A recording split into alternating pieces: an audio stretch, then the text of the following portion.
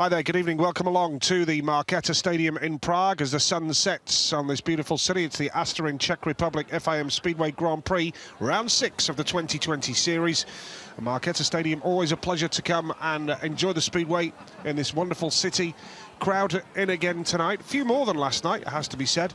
Kelvin Tatum, MBE, alongside me. Kelv, I don't know about you, I hope we get through the first 4 heats without any restarts. Yeah, that would be terrific, wouldn't it? It was very messy last night with almost an unprecedented night with riders throwing away opportunities, particularly at the back end of the meeting when they were carrying warnings. There is more people here, and that's good to see. Saturday night, they've made an effort to come.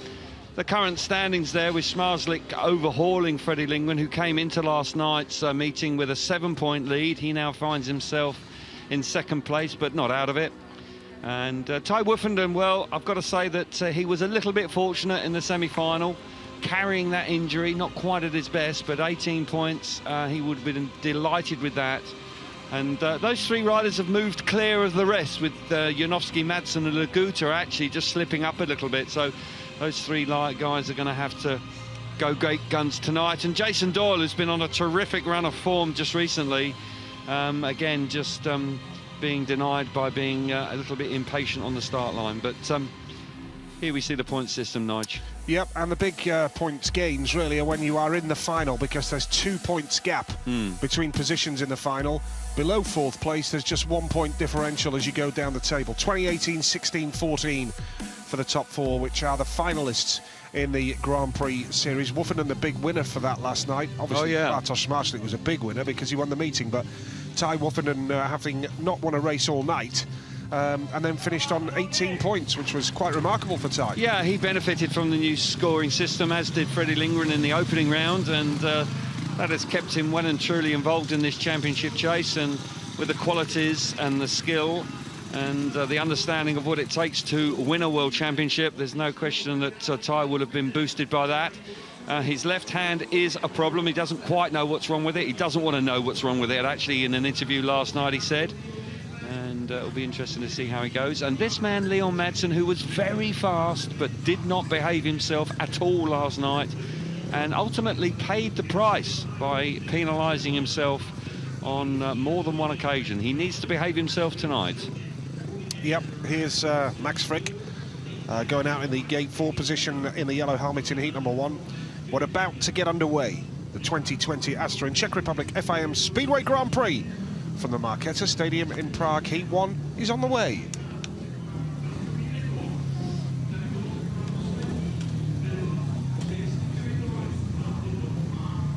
So Ty Woofenden goes off the inside, 18 points last night. Leon Madsen goes off gate 2, needs to behave himself. Antonio Limbach goes off gate 3, and Max Frick going off the outside gate. Kelvin Tatum, MBE, alongside me, triple world long track champion, former England World Cup winning captain and twice British champion, blah, blah, blah. Kelv, thanks for that, Nige. Appreciate the big build-up. The big build-up. Just slightly disappointed with the end of it, but there we go. Yes, you're right with Madsen. He's got to behave himself. Yes. All sorts of dramas on the start line last night, which interrupted proceedings. We hope we don't see that again tonight. I do hope so, because it's unnecessary. Madsen's fast. We know he's fast. If he behaves himself, then he can do the business. But Woofenden, oh well, he got 18 championship points last night. That was good from him. Very good. Yeah, when he didn't win a race all night, what a bonus for Ty Woofenden. And we're away, first time of asking. Woofenden's made a decent start. Limbach is there. Madsen tries the inside run. Cheeky little run up the inside, and Limbach now putting pressure on Woofenden. Here comes Madsen again. Good race developing early on here. Woofenden has the lead. Madsen has to go wide. Frick's coming through now as well. Decent battle developing here, Kelv. There is indeed. Track just a little bit greasy. They've tar-packed it big time. Madsen out of shape. Just ran in too hot on turn 3. And that he just literally skated by the corner. You can see how much dirt is on the bike at the front of his speedway bike. Out in front, though, is Woofenden, who has been wheel perfect. The ideal start for the place in 3rd in the World Championship coming into tonight. He knows how to win here, Nige. He's won here 3 times before. Yes, his Prague love affair continues in the first race of the night. Tai Woffinden with 1 lap to go. He's got the race under control. Max Frick in second spot right now. Third in white is Antonio Limbach, and Leon Madsen is trailing at the back, although he's going to put a challenge in on Limbach. Here he comes up the inside into turn 3. Now he'll go wide, but he doesn't go too wide. No room for Limbach. Woffinden wins the race. Max Frick in second spot there, and Leon Madsen working really hard for the 1 point from heat number 1. But that's a great start for Tai Woffinden. Didn't win a race all night last night. He's put that right already. Yeah, he has indeed. Back to winning ways for the 3-time world champion. Woffinden starting in fine style. 63 seconds and a bit. A little bit slower than last night at this stage. Yes, Woffinden, Frick, Madsen and Limbach, the finishing order in the first race of the night. And Tai looked good away from the start there. And tidy ride. A little bit under pressure in the first half a lap, really. But he pulled clear then, didn't he? Yeah, it's an even break. They all behave themselves. Limbach make a good fist of it, and Leon Madsen follows through here. Even though Limbach's coming on strong on the outside, he's vulnerable there because of the nature of the track. He just gets squeezed on the outside. But look at Madsen. Madsen just taken... all 3 of them actually skate across the corner there as they go into turn 3 on the opening lap. Just a little bit greasy. And plenty of tyre packing has gone on because the track did chop up quite significantly at the end of last night. You can see there Madsen hanging on to the bike. He gets out of shape more than once, and that relegates him to the back, but he shows a lot of tenacity to come through into 3rd place to pick up a point. But for Tai Woffinden, the ideal start. Was indeed for Woofy, the triple world champion.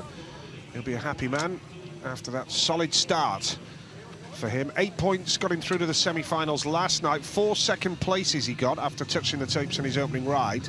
Just to interrupt, sorry Nige, he's got number 1, so he'll be out after a freshly prepared track all night tonight. It will be interesting to see how that works for him. Sometimes it can go against you, sometimes it's spot on, particularly when you're going from the outside gates. Interesting to see how he copes. Heat number 2 coming up with a new Prague track record holder.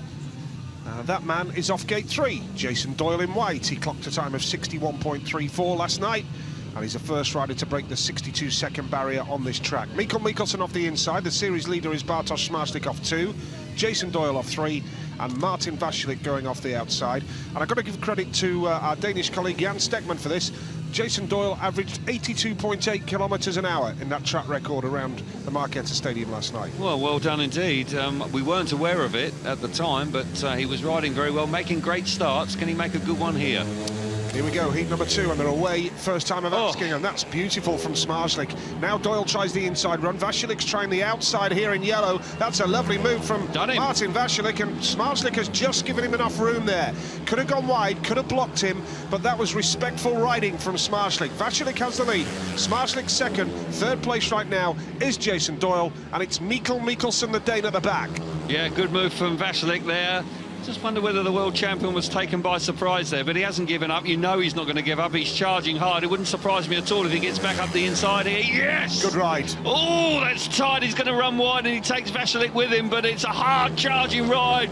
Look at him, long tracking down the back straight. He's such a good rider to watch. Smarslik out in front, pushing on now for his first win of the evening. Vašilik hanging on for 2nd. Doyle's coming on strong in 3rd place, but for Bartosz Smarslik, a dynamic opening race. He's going down the straight like you and Wiggy used to at Herkside in the long track. Wow.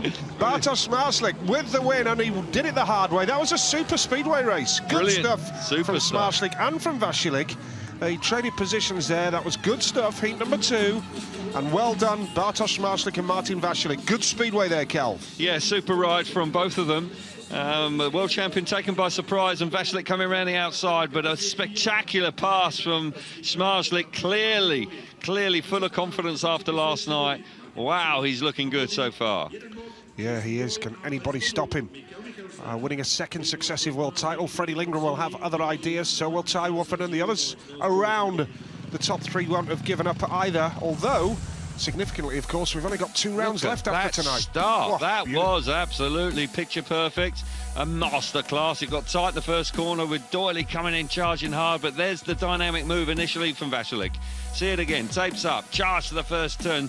Smarslik bike working a treat, but just a little bit of extra grip there with the first race being completed. A bit greasy in the first one, that's understandable, but Martin Vasilik takes full advantage of that, but he hasn't got the speed to stay there. The way that Smarslik works the bike and works out the track, look at this, hanging off the back of the bike, almost on the lifting handle, and they charge into the corner there, sweet as you like. Tough move, takes Vasilik with him, but it was a clean move. Just about gets up the inside. It is narrow on the way in. Sorry, Nigel, you want to say? Yeah, no, I was just going to say, to be fair to Bartosz, though, it might have been tough there, but when he was passed by Vasilik, he'd left enough room. Yeah, fair racing. Respectful racing room. Yes, it was, and that's nice to see, particularly early in the night. You don't want to take too many chances. But bottom line is that Smarslik came through really nicely on Vasilik there and starts his night in the best way possible. Yep, so we're up to heat number 3 now, and a significant moment coming up right up for Emil Sayfutdinov, who will go off gate number 4 in the yellow helmet. This is his 500th Grand Prix heat of his career. Congratulations to Emil. It's Patrick Dudek off the inside, then it's Freddie Lindgren, Vaclav Milik and Emil Sayfutdinov. And just to say as well, that he becomes the 15th rider in the history of the series to clock up 500 Grand Prix races. Do you get a gold watch for that? Is that something like when you get retirement, when you get to 500? No, a mate of mine sends it through to me. Brilliant, here we go. Tonight, Freddie Lindgren, is he going to bounce back? Is he going to make the final tonight? Here we go. Away from the start. Now, who's going to get into that first turn? Dudek's there, Lindgren mid-track, and that's when he's dangerous. He's going wide here. Here comes fast Freddie Lindgren, but Dudek holding the line on the inside, but Lindgren's going into the dirt. He's going wide, he's got the drive, and again, so trademark Freddie Lindgren this season, he just picks the right part of the track. Lindgren, Dudek, Sayfutdinov and Milik is your order right now. Yeah, good opening lap there from Freddie Lindgren. Got the better of Dudek just at the end of the back straight on the opening lap and got himself to the front. Dudek again behaving himself and not causing any drama, giving him racing room, which was good. Sayfutdinov got the better of Milik, and Milik's woes continue. Didn't score a point last night. It's not going to score a point here in his opening ride. But for Freddie, who missed out on the final for the first time last night, hunting his first win in his opening ride here, looking good. 3 points certain for him. Well, the top 3 in the World Championship standings are going to register victories in their opening ride of the night. Smarslik's done it, Wolfenden's done it, and Freddie Lindgren, the Swede, in the blue helmet colour, the most experienced man in statistically wise when it comes to the Grand Prix. This is his 131st Grand Prix appearance tonight. Just trotting another stat out there that's printed out in front of me. What's happened to you? We're having a stat attack. Times are getting quicker, up to 63 now, 0.4 quicker than the first time. I've had enough of it. Okay. Let's just concentrate on the racing. And Freddie Lindgren looking good. Nice pass down the back straight. Lindgren, Dudek, Sayfutdinov, Milik, your finishing order in heat number 3. And that means, as I say, the top 3 in the World Championship have all won their opening ride here in the Aztorin Czech Republic FIM Speedway Grand Prix, round 6 of 8. The World Championship will conclude 2 weeks tonight. Yeah, this is a nice ride from Freddie Lindgren. Good start from Dudek on the inside. Bike jumps forward. It's tied in the first corner, but Dudek gets some good drive on the inside here. I thought for a moment he might just be able to hang on to that, but Lindgren's there. Would have been naughty if he'd squeezed him there. Could have been carnage if he'd actually pushed him across. Sayfutdinov coming from the outside, can't quite get across, and at this early stage finds himself in no man's land, hung out high and wide, and Milik, excuse me, comes through into third, but he doesn't stay there for too long. There's that move from Freddie around the outside, and a nice ride from Lindgren, and he'll be keen to make the final tonight, and he starts in fine style. Fast Freddie looking good. Okay, so when am I allowed to use another stat, or am I banned for the time being? I'm going to allow you to do some more stats after the first track grading break. Okay, all right. Thanks, mate. Cheers. You've got to behave yourself. Just got to keep the discipline. Yeah, yes, that's you right. have. Yeah. Okay. I can imagine everybody at home nodding their heads saying, "Shut up, Pearson." Exactly. There are new protocols at the moment. It's strange times, and I've just invented that one. Thanks, mate. Right, okay. Heat 4 coming up. There we go. You got your mask on? No, you're commentating. That's right. Niels Christian Iversen is in red. This man is Matej Zegar, the Slovenian, in the white helmet colour. Maciej Janowski in blue. Artem Laguta in the yellow helmet colour as well, who looked quick last night. Yeah, much improved. Yeah, much better, much more like the Artem Laguta we know, of course. And this is heat number 4. Janowski, he needs to sit still at the start. One stage last night, I know this is a stat, but half the Grand Prix field last night were on a warning. 8 of the 16 were on a warning for starting offences. I'll let that one slide. Thanks, that's a written warning now. Yeah. But no, it was incredible. And Janowski at the end of the night just threw it away again. You know, having started in his first race in fine style, needs a massive night tonight, Janowski, if he's going to get back in this championship chase. He's slipping down the order at the moment. Yeah, little inconsistencies cost Mats Janowski, who is a naturally talented speedway rider. Of that, there is no doubt. A little bit of movement from Iversen off the inside, I thought, but Janowski has nailed it there beautifully. Janowski has that lead. Watch out for Zagar up the inside now in white, but Janowski holds a clever line and blocks the challenge from the man in the white helmet colour, Matti Zagar, the former Bellevue Aces rider. Third in red is Niels Christian Iversen, contracted to Peterborough in the UK this year. Gorzów in Poland, of course. And the lead here is with Maciej Janowski of Poland. Deja vu. Janowski won his opening ride last night in fine style. Looks like he's going to win this one in a similar way. Smashing start from gate 2. The bike was brilliant. He dropped the clutch bang on. He's pulling away nicely in front. And he's such a class act, and it does surprise us all when he doesn't quite perform as consistently as he needs to be world champion. Leguta's out the back. That's a shock. I was expecting more from him, but for Maciej Janowski, a nice opening ride from him. Not too much overtaking, but the points are up for grabs tonight again. Well, the first 4 heats have been better than last night, that's for sure. Maciej Janowski gets the victory in the blue helmet colour. Surprising to see Leguta at the back. Yeah. That time, Zagar worked hard early on, but there was no stopping this fella. Maciej Janowski, 62.7, the winning time. And every rider has now completed one outing in the Markéta Stadium in Prague. Janowski the winner, Zagar second, Iversen was third, and Artem Leguta trailed in last. So the winners of the first 4 heats are Smarslik, Lindgren and Janowski, with Woffenden as well. Iversen 1 point, Leguta 0 point. Official results of heat number 4. Yeah, lovely ride from Janowski. He did all the hard yards in the first 30 yards. We'll watch it now, head-on shot. And the bike drives beautifully to the first corner, gets the better of the opposition. Leguta missed out, gate 4 not working well, and he couldn't get amongst the points this time. He'll be hopeful that the inside gates work better for him. But for Maciej Janowski, often a frustrating rider rather, because he looks $1 million here, but then he can go missing all in the same night. So he needs to string some good rides together tonight.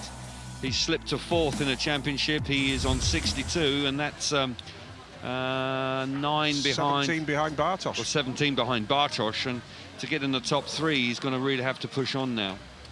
Yeah, leader of the championship at one stage, of course, Magic. Wow, so. yeah, 38 points from the first 2. Yeah, beautiful. Fantastic. All be that he was on a tyre that is now deemed to be outside the regulations, which is a blow. You wouldn't really want to give that up. Watch it again.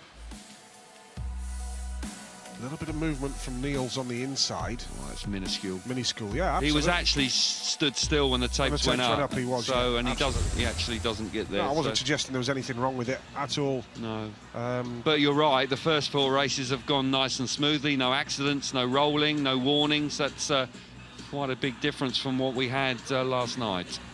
Well, we'll head down for reaction to the action. Freddie Lindgren is in a good place right now, and he's about to be interviewed. Freddie, first start behind you. You are already on 3 points at the moment. Can you say anything about the track at the moment after first set of the starts?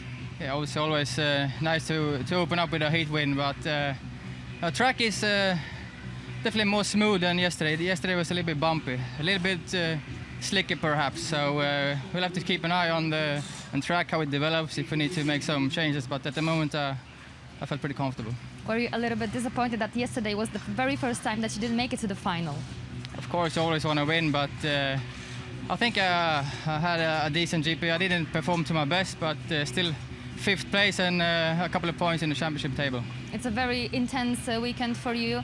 A very tough night yesterday. Did you get some good rest up till today?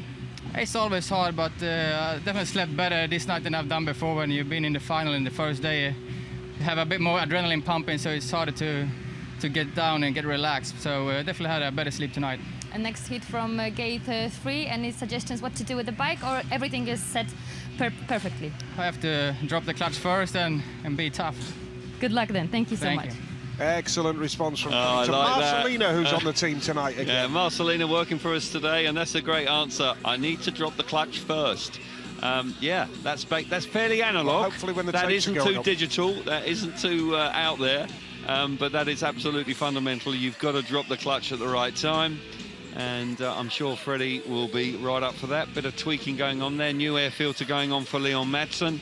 And we're looking at Emilsai Futunov's camp. They're working hard there to try and improve his performance. Here we go. Let's hear from Leon Madsen.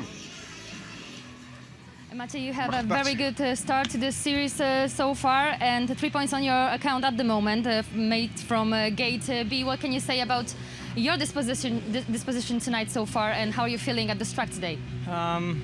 Feel okay. Just hope to make more points than yesterday. I feel like we go to we missed setup yesterday. We go to wrong way. Today we will try make setup a little bit different, and we will see how everything ends. Looks but like for now looks and I feel okay.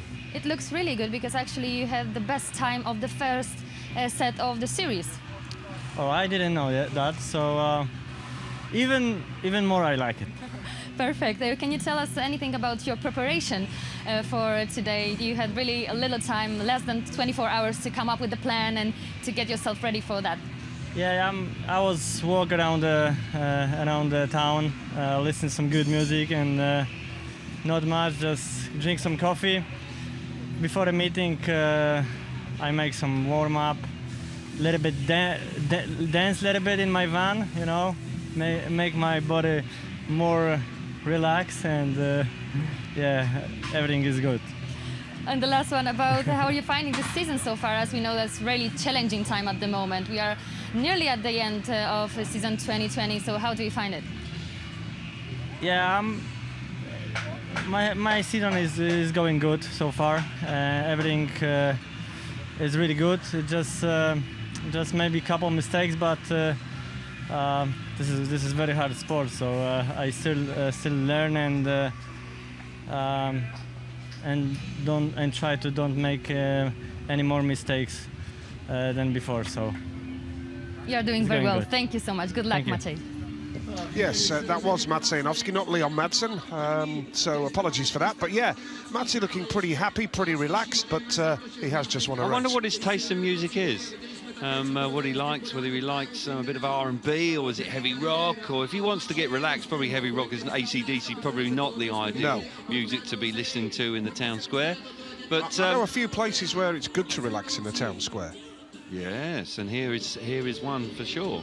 No, it's let's hope he can put a string of results together tonight that really justify his talent, because Keep him in contention. yeah, he needs to, and he's lurking there, but it's been going the wrong way since the first 2 rounds. So let's hope he can do a bit of a U-turn there. It said that they got the wrong setup. They went the wrong way, so hopefully they'll be able to work in the right way tonight. Woofenden, who was impressive first time out, he's ready to go. Laguta looking for points this time.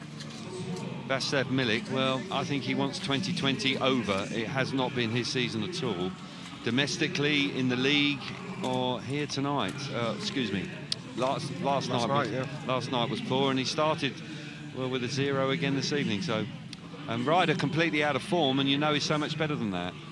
Well, indeed, and I did say last night, didn't I, that you know, he's ridden in Grand Prix before, and he's averaged, what, 7.5 points in the Grand Prix that he's made the done final here. before. He's been on Yes. the rostrum here, so Yeah. he can produce, but he hasn't done it for a little while. So I'm sure there'll be some reflection over the winter months, and he'll be looking to bounce back next season and produce some much better performances. Woofenden, is he a championship? Is he a world champion again in the making this year? From a British perspective, of course, we are all behind him and we are cheering him on.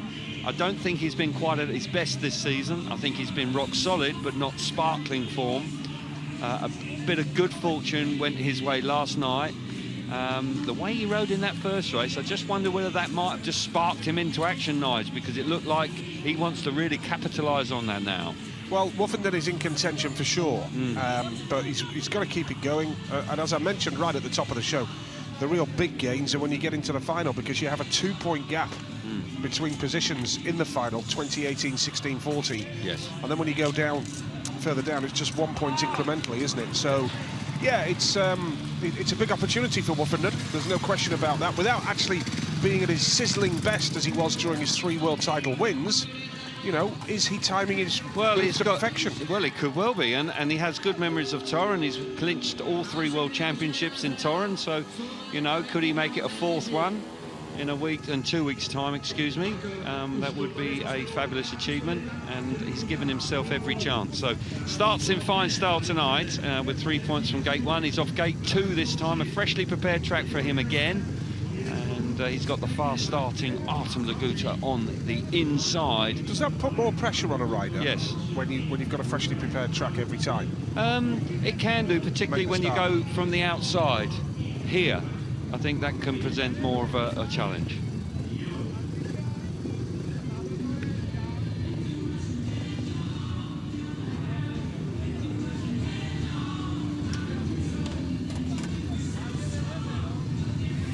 Here we go with heat number 5 then. Artem Laguta off the inside gate. Then it's Ty Woffinden off gate 2 in blue.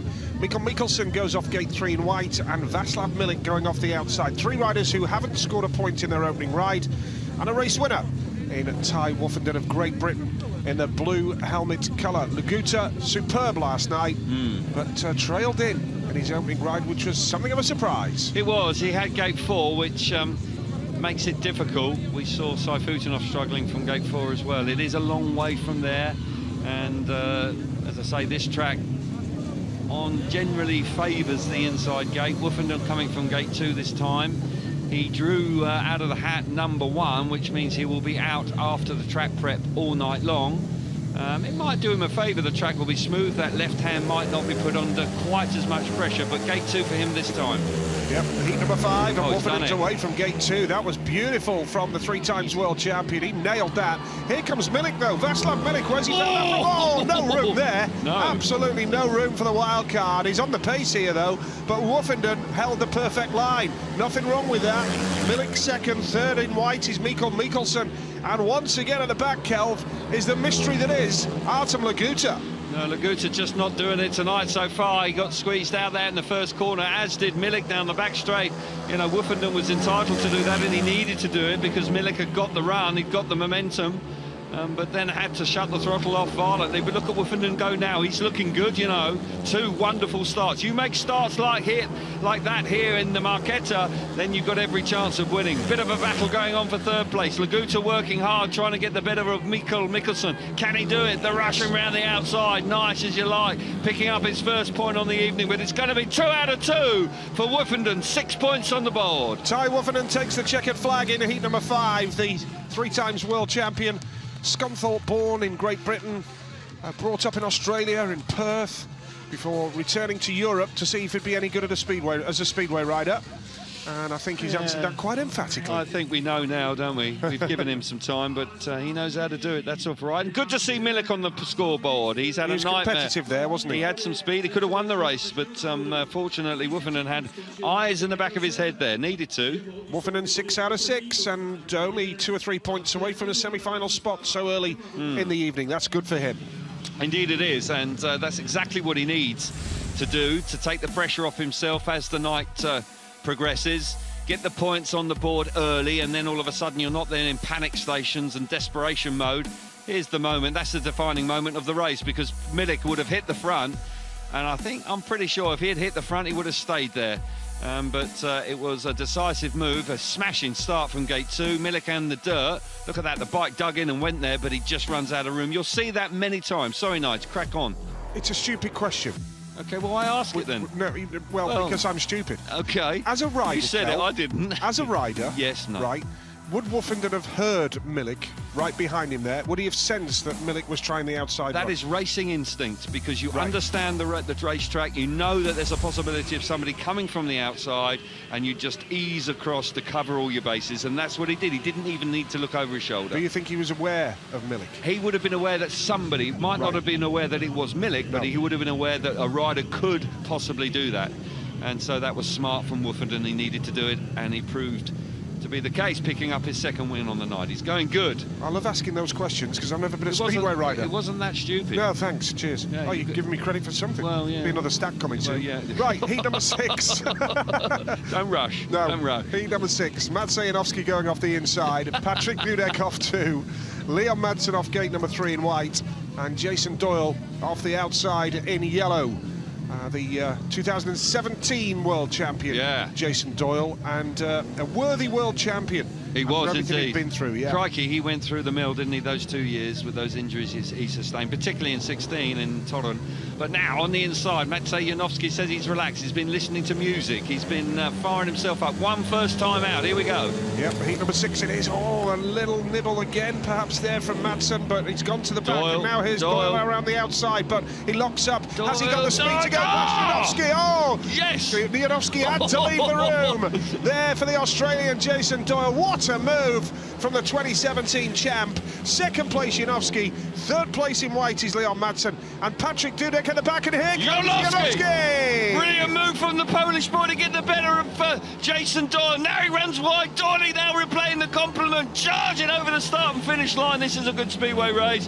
Doyle was so brave on the opening lap to squeeze round the outside of Janowski initially, but now Janowski, wow, he is showing great speed here.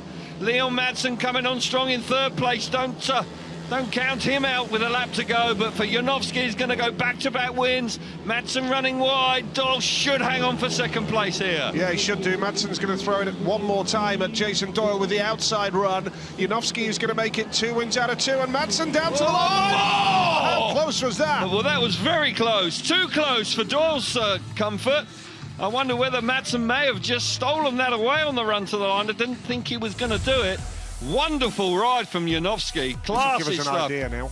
Well, let's hope so. It's got very close. He's got the momentum. He's done him. He's done him. I reckon he got there. Ooh.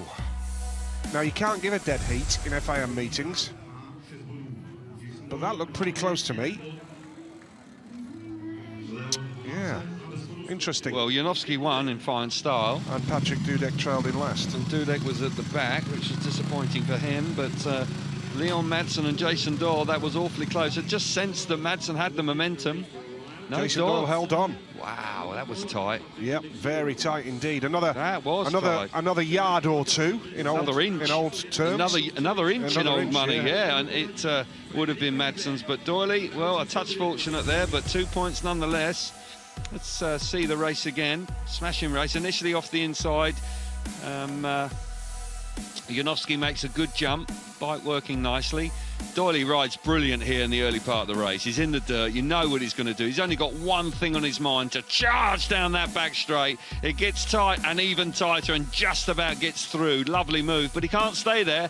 Runs a little bit too wide there. The bike just straightened up. The track is just chopping up a little bit. Caught him there. And Janowski was able to come back through, but good speedway all round. And they're up at tapes for Heat 7, and look at this for a lineup. Eyes on gates 1 and 3. Lindgren and Smarslik, top 2 in the World Championship standings. Lindgren's second right now, a point behind Smarslik. Lindgren, Iversen, Smarslik and Lindback. Across the grid is how it is. And although this race won't define the evening, the fact is that Lindgren or Smarslik can strike a bit of a blow. Yeah, a psychological blow. Yes. And so they will want to try and beat each other, that's for sure. Lindgren quite clearly is in good form, has been very consistent this season. This man hasn't been, Lindback, he's been struggling for form. Iversen, likewise, struggling to be consistent at this level. Smarslik going great. And I think Freddie Lindgren would just like to beat Smarslik here to remind him, you know, I'm not going to go away without a fight. And it's going to go right down to the wire. And Freddie, 35 years old now, and has been around a long time, is probably riding as well as he has ever done. In actual fact, I know he is. He's riding as well as he's ever done. He's looked after himself. He has indeed. He's in great physical condition. So quite a tear up here in prospect. Yes, heat number 7 it is. The first 6 heats have already been more entertaining than the whole of last night, I would suggest. Agree with that. It's great to see. Heat number 7. Here we go. Don't like that shot. You can't see what's going on. Tapes right. Anyway. Lindgren on the inside run here in the red helmet colour. That leaves Smarslik the opportunity on the inside, but Lindgren's got a lot of speed. Here comes Smarslik now. Long tracking again down the back straight. Lindgren has that lead. Will he hold out here against the reigning world champion? Smarslik second. Third in yellow here is Antonio Lindback. A Swede up top, a Swede in third, and a sandwich in between is Bartosz Smarslik. But Lindgren riding beautifully. Yeah, but look at Smarslik coming on strong there. Very nearly ran in the back of it in super stuff, but Lindgren's a smart cookie. He knows exactly where to put that bike, right on the edge of the dirt bike, putting him on. Smarslik on the inside.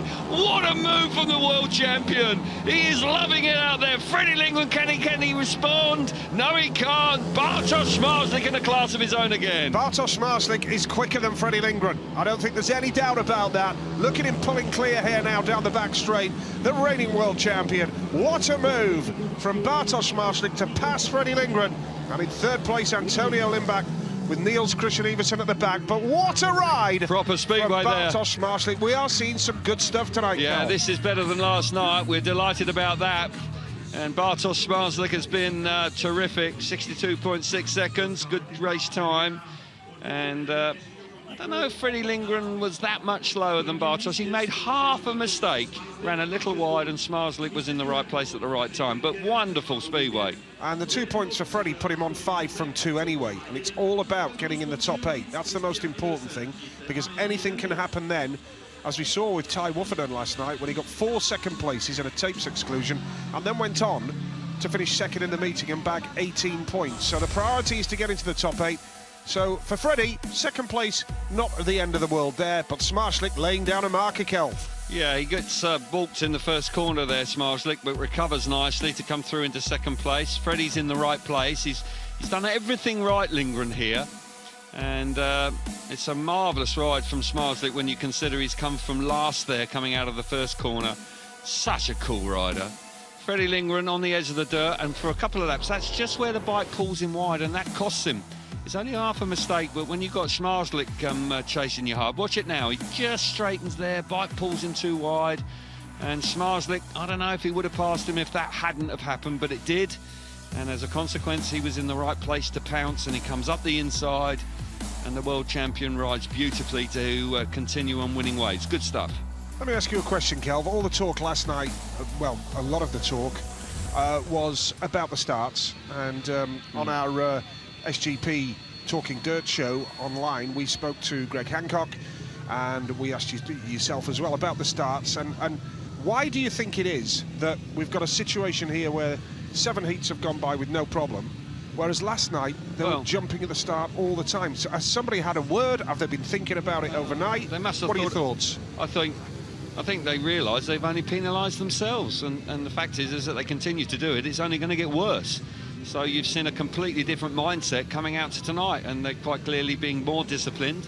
And so far, I don't think that anybody's losing out by that. So there is a big emphasis on making starts here, and last night just seemed to be like a virus. Sorry. It's an unfortunate term. Sorry, but it was like it spread around the pits, that's for sure. Yeah, sure. Max Frick off the inside, then Martin Vasilik off gate 2, Emil Sayfutdin off gate 3, and then it's Matej Zegar going off the outside gate here. Heat number 8. After this race, every rider will have completed 2 outings, and Vasilik's made a nice one. That gate 2's working nicely again tonight, just like he did last night, of course.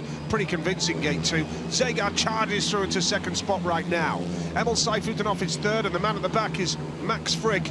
But this is tidy riding from Martin Vasilik. We know he's a class act when he's up top. Zegar will challenge him. He's trying the inside run, but Martin Vasilik holds that line nicely. The Slovakian riding a good line, Kel. He is, and he makes a really good start. Made the final last night. He's a hard charger. You can see there where he's hustling that bike. Zegar's quick, though. Got to say, Zegar's working the track nicely. Wouldn't surprise me if he goes by now. No, not quite got enough speed there, but he's really looking for the win, Zegar. Riding nicely in the dirt, leg back. Martin Vasilik stretching that throttle cable as always. Sayfutdin off, another disappointing ride for him. Tailed off in third place. That is desperate from the Russian. Down the back straight. That means nothing. Sayfutdin will be all right later. Yeah. He always is. Martin Vasilik riding beautifully here. Wow. 3 big points for Vasilik. Second place was Matej Zegar, but you're right about Sayfutdin, Kelv. If he's going to make it, he's going to have to be the comeback king once again. because, 1 point from 2 rides? Well, it's 1 point more than he had at this time last night, or after 2 rides last night. Yeah. But, yeah, Vasilik superb, 63 seconds the winning time. Had to work hard early on there, Martin, but yes, he got the business done, and here's the result with Zegar second. Third was Emil Sayfutdinov and Max Frick at the back. So Sayfutdinov with 2 from 2 rides, I should say. Smarslik, Janowski and Wuffinen, 3 riders unbeaten so far.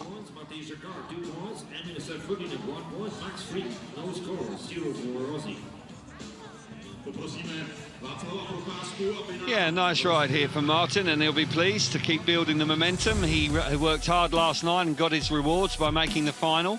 Makes a super start out of gate number 2. He's comfortably ahead of Max Frick on the inside.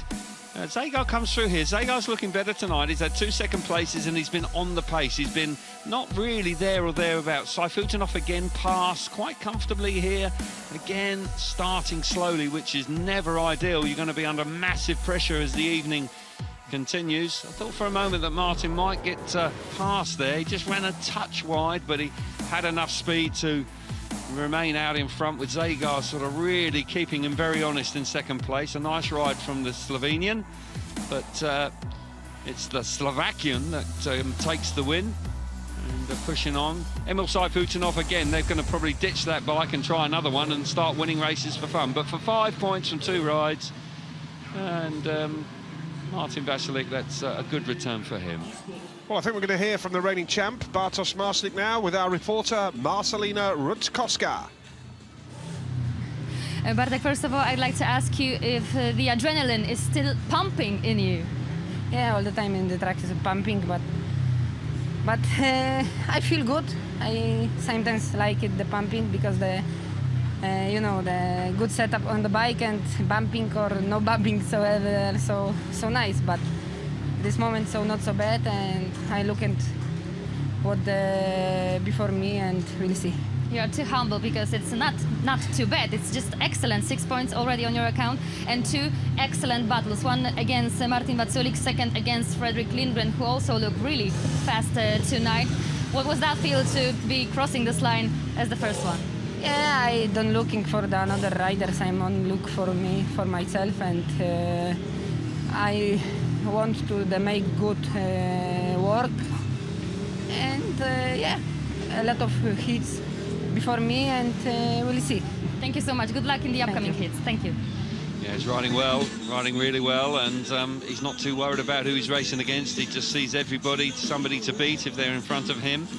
And it was a sparkling ride from him last night to get the better of Freddie Lindgren, who just made half a mistake there, but when you've got Smarslik in the race, you can't afford to do that. 3 races to go, but he started in fine style, that's for sure. It's been entertaining so far, I must say. It's a big improvement on last night. Well, we're going to head back to the interview area, where Martin Vasilik is going to join Marcelina Rutkowska. Martin, before we start our interview, you had to take a deep breath. It means that it's really tiring in here today. Yeah, I a little bit feel my ribs, so yeah, that took some times when the heat is finished, so I need a little bit extra time for take a breath. So, but it's okay, everything good. You're all rivals here, but you also had the time to find to chat a little bit with Bartosz Marslik.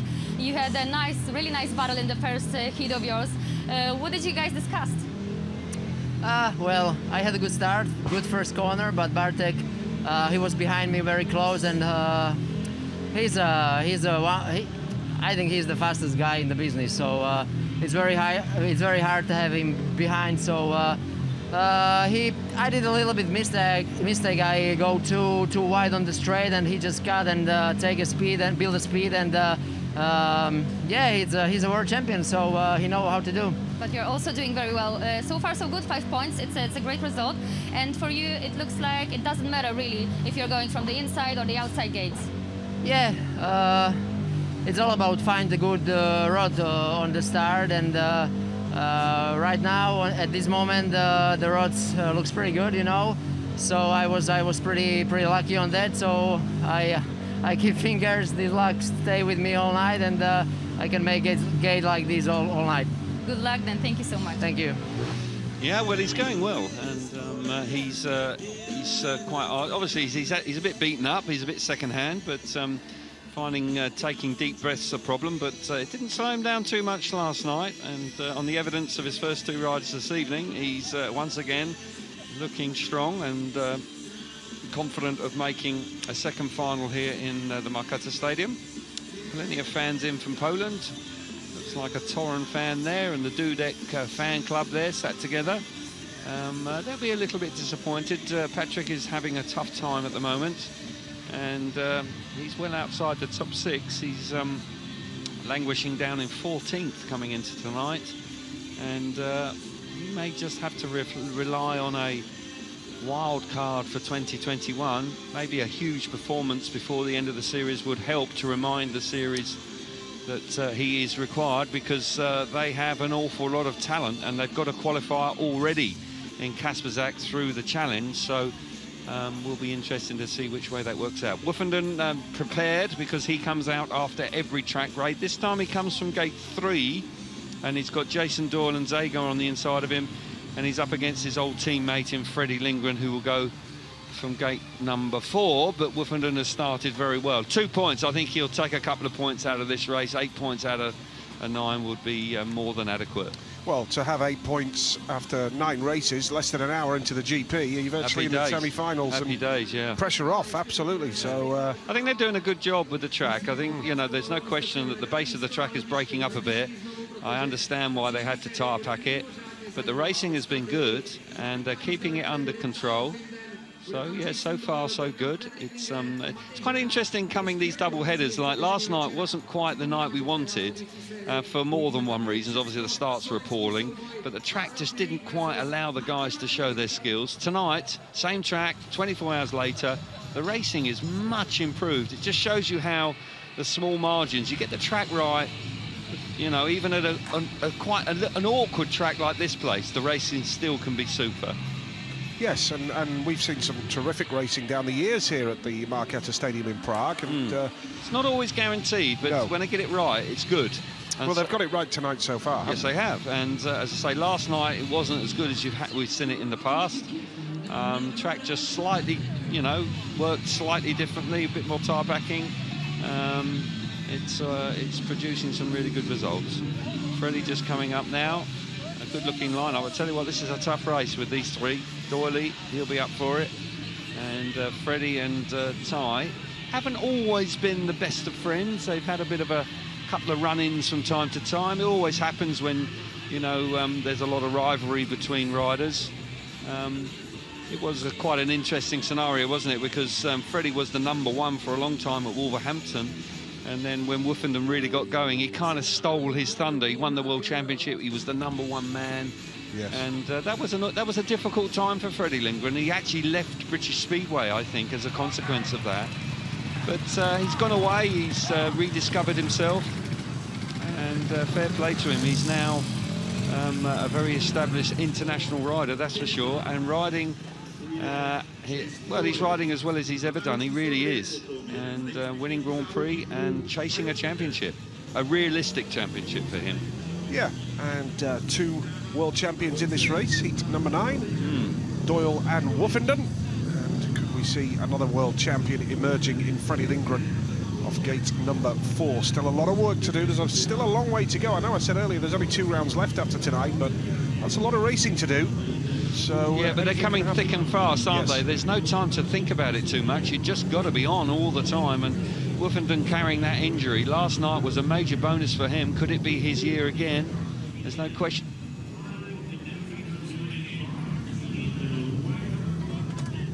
So here we go, heat number 1, Jason Doyle, gate number 1, Jason Doyle off the inside, and then it's Matti Zagar, then Ty Woofenden off gate number 3, and Freddie Lindgren off the outside in yellow. This promises to be an absolute belter. Woofenden out after a track raid every time because of the draw that he's had for this meeting tonight. Jason Doyle, the track record holder on the inside. Freddie Lindgren, we know, a serious contender for the world title on the outside. And throw in Matti Zagar, who's been competitive tonight as well. It's a cracking lineup. It is a cracking lineup, and all of these riders are going well. A lot of work going on. You see there Woofenden using his steel shoe to really bash that material down to try and get a real firm surface there with a bit of bite in it to fire himself forward. He's made 2 smashing starts so far, and coming out after the track grade so far has worked a treat for him. He's unbeaten. Freddie on the outside, that could be tough from there. He's going to have to do something pretty special. Doyley on the inside here, he could be a danger. He's been starting well so far. Yep, heat number 9 it is. That's a good start from gate 2. That really good gate 2 from Matti Zegar. Woofenden tries the outside run, going wide, and Lindgren's got a lot of speed. And no, Woofenden runs out of room. Oh! Lindgren cashes in. Super move up the inside. He spotted the opportunity, and Woofenden's come through as well. Zegar's been beaten up there. Lindgren has the lead. Woofenden second, Zegar third, and Jason Doyle at the back right now. Quite a first lap of speedway, that, Kelv. Yeah, what a move from Freddie Lindgren. That really just stirred it up as they went into turn 3. Zegar was the loser, and Woofenden actually capitalised there and was able to pounce and come through into second place. He'll be happy with that. Doyle's the loser. He's out the back. Woofenden's got more speed here. Freddie Lindgren beginning to have to work and ride a little bit more defensively because Woofenden's sniffing around into the last lap. Freddie out in front. Woofenden now beginning to work the track, turning it on, runs wide. That might cost him, no. Yeah, up the inside now. Oh, not quite enough room. Yeah, Lindgren closed the door there. That was clever from Freddie. Down to the line they go. Freddie Lindgren's done enough. Super right from Lindgren under great pressure from Ty Woofenden, who really is supplying us some of the most entertaining racing in the series. Ty Woofenden really gets involved, doesn't he is looking good tonight. He's fast. I know he got beaten there, but Woofenden's got speed. He looks really good and relaxed on the bike. Freddie Lindgren worked overtime for that win. He couldn't relax there, that's for sure. Matti Zegar third and Jason Doyle at the back. That'll be a big disappointment for Doyley, who now has only 3 points from 3 rides. Up against it for the semis, which is a blow for Jason Doyle, but a good ride from Lindgren. He spotted the opportunity to dive up the inside, and then he held off a very keen Woofenden. Very keen Woofenden, I like that. It's a great start initially from gate 2 once again. That hasn't changed from last night. Look at this move from Freddie Lindgren. Top draw. Top draw. Tell you what, it's quite a high-risk strategy here because it's tight going into turn 3. He runs wide as a consequence of that. Woofenden, what a move from him. He's able to go from almost last to second in one foul swoop, with Zegar being forced wide. Freddie Lindgren here, look at this determination from the Swedish man. Just gets in the right place there. Woofenden gets balked down the back straight, was able to recover and comes through nicely into second place. He then actually has got loads of speed. He was quicker than Lindgren, but Lindgren just had that racing line. Possibly if they were in the next race, Woofenden may well have been able to pass him, but wasn't to be. But I tell you, there's something about the body language of Ty Woofenden. It certainly looks a bit more lively, and he's riding great, but both of them are. Both of them are in the hunt, that's for sure. Yeah, for our UK viewers, a Wolverhampton 5-1. Lindgren and Woofenden, they did that a few times down the years. I'm not sure they were looking for one another, though. There wasn't too much team riding. I think it was more just sort of worked out that way. Yeah. Emil Seifudenhoff off the inside, Mikkel Mikkelsen off 2, Niels Christian Iversen off 3, and Leon Madsen off the outside. Lindgren's entire UK career spent with Wolverhampton, and Woofenden's top flight career spent with Wolverhampton as well. They know their riders at Wolverhampton. They that's do for sure. indeed. They know how to pick a rider. Chris Van Straten and Pete Adams, they've done remarkably well over a long period of time, and they were great in 2016, wasn't it, when they won the league title together? And that was one hell of a team they had that season. Here we go, Leon Madsen. Can he produce something here? Needs to. Not quite at his best so far this evening. Only 2 from 2. Heat number 10 it is, and they all sit still at the start, which is good. Madsen's missed the start. Mikkelsen is there right now, charging hard in white. Leon Madsen coming through. Iversen is in white. Madsen charging hard, and once again, Emil Seifudenhoff is slow here. But there's 3 Danes going hammer and tong up top here. No room for Iversen. The lead is with Mikkelsen. He's going to come under serious pressure from Leon Madsen now, and Iversen's not done yet. No, desperately disappointing once again for Emil Seifudenhoff. I know you had ultimate faith in him the last time out, but Nige, he just is not. Not so sure now. Not so sure, changing your mind. But he's out the back and he's struggling. Mikkelsen in front here. Leon Madsen desperately could do with a win. His championship is a little bit rocky now. He's just penalised himself. Now up the inside, they're charging hard. Mikkelsen hanging on out in front. Can Leon Madsen find a way through here on the last lap? Yeah, well, Mikkelsen is holding that line. There's room for Madsen at the inside, and Mikkelsen has to close the door as he charges into that turn. Second place, Leon Madsen. That's a good ride. And Niels Christian Iversen in third place. But Emil Sayfutdinov, 3 rides in now, only 2 points for his name. He needs 2 wins to dig himself out of trouble. Good ride from Mikkelsen there, Kel. Yeah, this is an encouraging ride for him. Anytime a rider of coming into the series for the first time, winning heats, they'll be chuffed to bits. And he won in style there, under a lot of pressure. Madsen second, Iversen third. Just a point for Niels. That's his second point of the evening. And Lindgren on 8, Woffenden on 8. They top the leaderboard, but Smarslik has got another ride to come in hand. Indeed he does. And we'll see the race again. Gate 2 again working well. Emil Sayfutdinov on the inside there, just not got the speed. You know, we're seeing riders like Leon Madsen and Ty Woffenden showing real endeavour. But once Emil's been detached here, just doesn't land a blow, and that is worrying.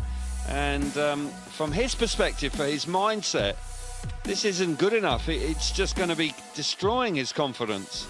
Out in front, Mikkelsen's confidence will be going the other way. He would have gained in confidence here. As you say, it was the Danish Championship going on here for a lap or two, with Iversen being squeezed out there by Madsen. I thought Madsen might be able to do it here, but if he had kept going there, would have run straight in the side of him and been thrown out of the race anyway. So he did the right thing by rolling the throttle off. I thought he might get there, but he realises he's not. See there how he has to come off the throttle and slow down a fraction. But for Mikkel Mikkelsen, a nice win. And Leon Madsen, well, not a great night so far. He's only got 4, so he needs a couple of good rides to make sure of the semi-finals. Yes, and Mikkel Mikkelsen started with 2 last places and then gets a win. So an inconsistent night for Mikkel. Here we see Martin Vašilik now in the red helmet colour. And then it's Vaclav Milik off 2, Antonio Limbach off 3. And Mats Janowski now has the outside run in this race. 2 rides and 2 wins for Magic. Vašilik, Milik, Limbach and Janowski, as you can see across the grid. Can Janowski keep up his unbeaten record, make it 3 out of 3, and that would put him through to the semi-finals pretty comfortably? It would indeed. He's right up against the safety fence. He's decided to go where the dirt is, and he's packed it down. He needs a nice run through that first corner. Vašilik, on the form of the first 2 heats, he's the danger man. Yep, he is, and that's a good start from Martin Vašilik. And Janowski almost in trouble right behind Milik there, had to get off the gas. And the lead is with Martin Vašilik in the red helmet colour. Antonio Limbach second, and Vaclav Milik is third. But Kelv, I thought Janowski had to get off the gas to avoid a problem there. Well, you thought right, he did. He nearly ran in the back of Milik, and that's really booked. He needs a point, really. If he can work hard and get the better of Milik, that will be something out of this race. But Gate 4 once again proving it to be very difficult. Martin Vašilik, I tell you what, this is going to give him 8 points, and he is looking good tonight, building on that final from yesterday. Janowski still not able to get the better of Vaclav Milik. He will now, surely. Milik has gone ever so wide. Former teammates of Wroclaw, very tight indeed. Milik just hanging on to third, once again going too wide, far too wide. And that pretty much gives a point for Janowski. Touch of good fortune for him. Yeah, the win now is with Martin Vašilik, the Slovakian, in red, on to 8 points, as you said, Kelv. And that was a good battle there for Martin Vašilik. Antonio Limbach on the pace, looking competitive. A lot better tonight from Antonio. Yes. But Martin Vašilik now on 8 points, as you say. That is a big boost for him. And he should go through to the semis. 2 rides left. Yeah, exactly. May well be enough already, but a nice win for Martin. Yep, Vašilik, Limbach, Janowski and Milik. And Milik's pride will be hurting, I've got no doubt about that. 8 points each now from Woffenden, Vašilik and Lindgren. Janowski on 7, but still to come. We have the unbeaten world champion Bartosz Smarslik off Gate 4 in the next race. Indeed we have. We'll watch this one again. A little bit of movement from Antonio Limbach, but he misses the start. Milik actually drops the clutch bang on, but Martin Vašilik, I'll tell you what, he hustles that bike nicely to the first corner off the inside and hits the front down the back straight. Limbach more competitive, that's encouraging. But the first turn is a little bit of a nightmare for Janowski because he kind of runs into trouble. He's got a nice run, he's staying out of trouble there, but as Milik goes across in front of him, he almost has to put the bike down because he's going to run in the back of him. heavy, loose material on the outside there, and that really balked him very badly, and his race was in trouble right from the first corner. But Milik then starts riding all over the place. I don't know if he had some sort of problem, but he ran wide on 2 occasions, and eventually Janowski, well, he didn't have too much trouble passing him.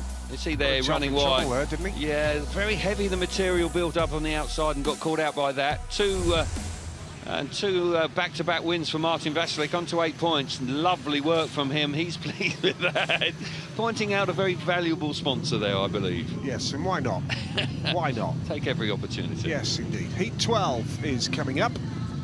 Oh, by the way, for the record, Antonio Lindback in the white helmet colour in heat number 11 has been warned.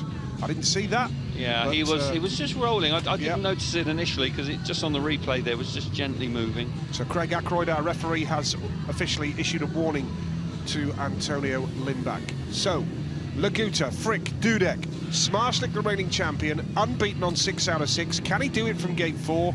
He's got the speed. Can he get there? Yeah, and I suggest that he is the favourite in this lineup.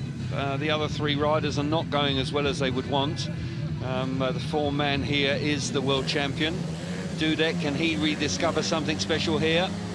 Here we go. Yep, heat number 12 it is, and away they go. And that's a good start from gate blue again from Max Frick, the Australian. The champion's at the back. He's got to come through traffic here. It's getting very tight. He's coming to second. Last to second in one move from Bartosz Smarslik.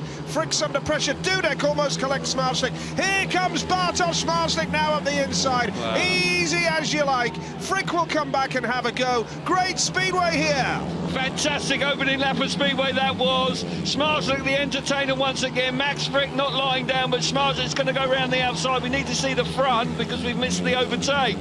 The world champion now gets the better of the Australian and has hit the front. You won't beat him from there. Laguta gets the better of Dudek, but what a couple of laps of speedway. Look at this now. This is poetry in motion from Smarslik. Absolutely wonderful stuff. A man riding out of his skin. Proper speedway, top draw speedway, I would suggest. Yes, indeed, I agree. And Smarslik again turning on the style, and we're seeing some good passing again. Heat number 12, a win for Bartosz Smarslik. Second place, Max Frick, and third was Artem Laguta. Frick tried everything, but ultimately he could not keep the reigning champion Bartosz Smarslik at bay. Good speedway though. Well done to the boys. Oh, spectacular speedway. The first lap in particular was special, and Bartosz Smarslik once again putting on a masterclass of how to overtake. Fantastic speedway. Yep, so far then, Smarslik the only unbeaten rider on 9, and then they've got Wofford, Vasilik and Lindgren on 8 points apiece.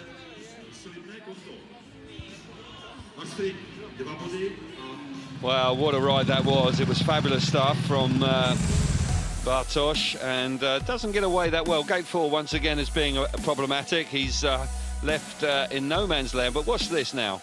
Just charges through there. I mean, that is confidence personified. That really is.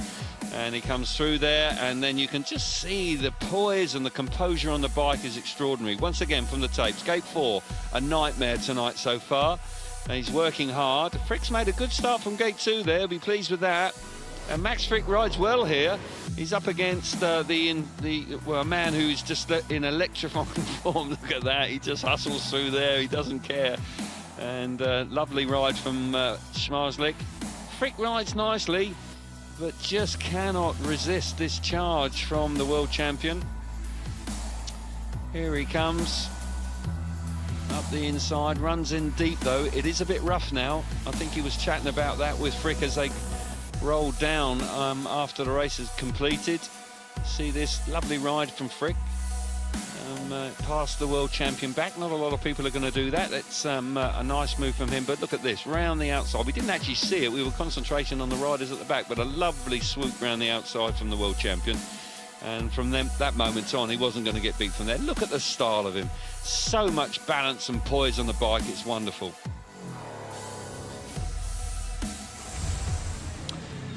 So here we see the world champion. And riding like a champion, won last night, wouldn't put it past him to win again this evening and put himself really and truly in the driving seat, moving into the last 2 rounds in a fortnight's time in Torun.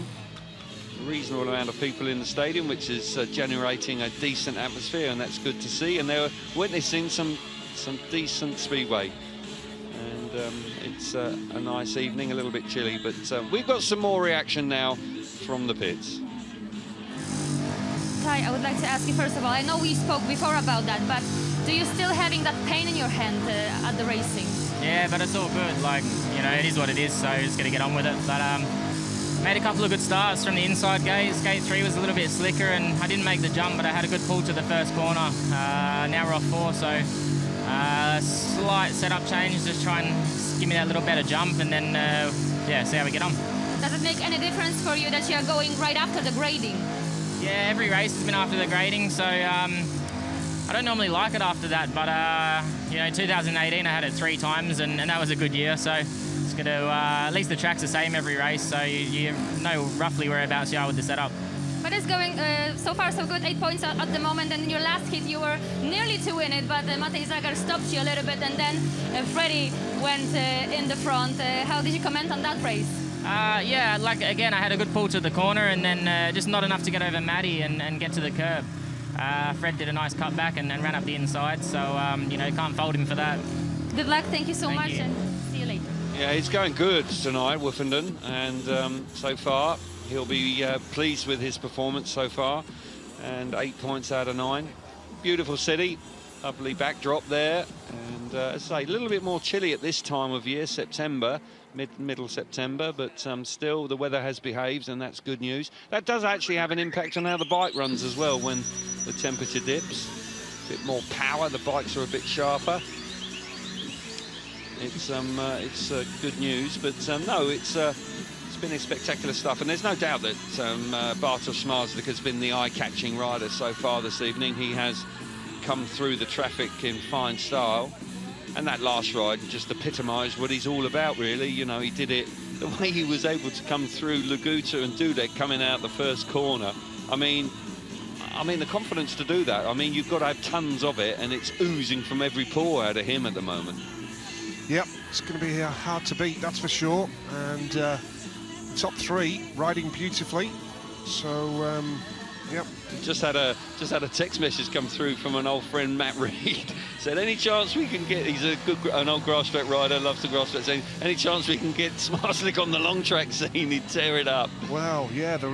I think he already is on the long track scene, because the way he's riding, there's somebody who's very excited. Yes. And I don't know, maybe he's a little bit overexcited, I don't quite know, but certainly Bartosz Zmarzlik puts bums on seats, that's for sure. Let's get some reaction to the action down in our interview area with Marcelina Rutkowska. Leon, seems like we are struggling a little bit today in Marketa Stadium. What was the reason of lack of the victories today? Because yes, last round was quite good with your ups and downs, but you managed to win some of your hits. What's going on today? Yeah, it's tough out there. The track isn't easy today, and if you don't make the start, it's difficult to pass because the spray is so heavy and there's a lot of ruts in the corner, so it's really, really tough. But I'm doing my best, and we try to change the best setup on the bike as well to dial correct in on this track, and I feel we're getting there slowly, and hopefully the next hit will be even better. And next hit we will be starting from gate A, so from the inside. How are you finding that? I will tell you after the race, but I hope it will be good. It's difficult if the guy on gate 2 he makes a good start and block you in the first corner, then it can be all over already in first corner. So I have to make a good start, and yeah, hopefully I can get my first heat win. We can see a little bit more rivalry today on the track. So you can see that there is more paths to overtake your rivals comparing to the last day. Yeah, it might look more hard, but that's because the track is so difficult to. It's tough to handle the bike out there in the ruts and dirt. So we're fighting with the bikes, and at the same time you have to try pass the rider in front of you. Good luck then in upcoming hits. Thank you so much. Thank you. It's interesting listening to that interview with Leon Madsen, because when the track's like this, you need really good bike skills. And Bartosz Zmarzlik and people like Ty Woofenden, they are blessed with that naturally. Leon Madsen, when the track's a little bit smoother, he generates huge amounts of speed, but does find it more difficult when the track gets rough. Here we see the standings after Heat 12 night. Yeah, Smarslik the only unbeaten rider then so far on 9 points. Woofenden, Vasilik and Lindgren on 8. It's all about getting into the top 8. And Madsen's there at the moment. Mikkelsen, Doyle, Lindback just on the outskirts of the top 8. But I'm really looking forward to the next race, Kelv. Heat 13. Smarslik off 1, Saifutinov off 2, Janowski off 3, and Woofenden off 4. Water's going down as we speak. And for gate 4 for Woofenden, that is a tall order, Kelv.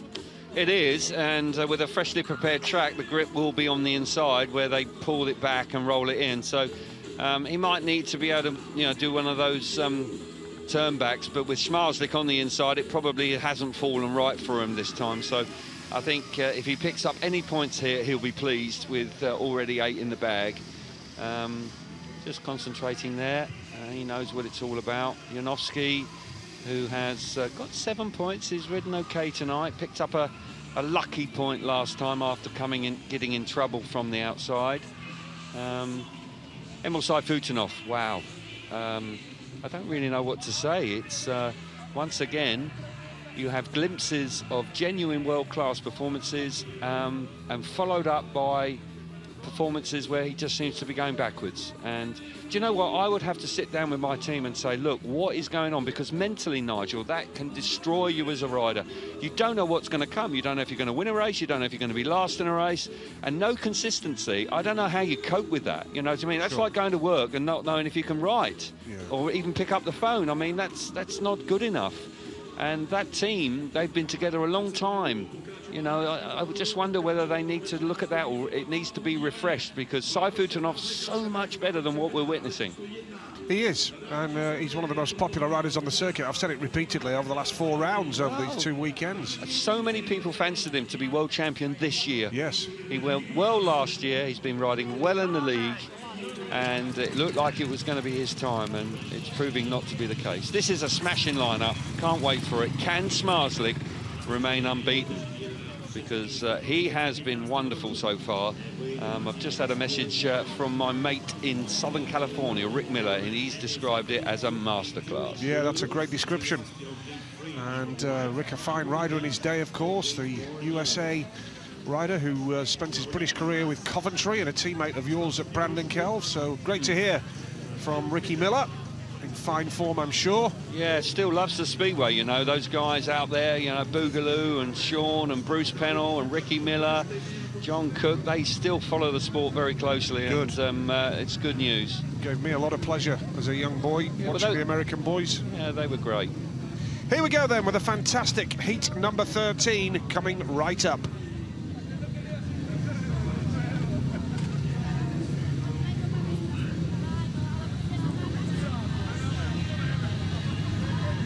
Look at this for a lineup then. Bartosz Smarslik unbeaten so far. He's off the inside. Not for the faint-hearted. Absolutely. Emil Saifutinov, gate 2 in blue. Matvej Janowski going off gate 3 in white. And Ty Woofenden off the outside in yellow. A tall order for Woofenden. Gate number 4, freshly prepared track. He has got to make a jet-propelled start to get the better of these boys. Yeah, either that or a bit of good fortune with one of those customary turnbacks in the first turn. But I know they're going to be queuing up around the inside with a fresh track. Looks like Emil Saifutinov has gone to bike B, so a change of equipment here. And they need to change something because his fortunes have been lacking so far tonight. Smarslik has been brilliant, absolutely superb.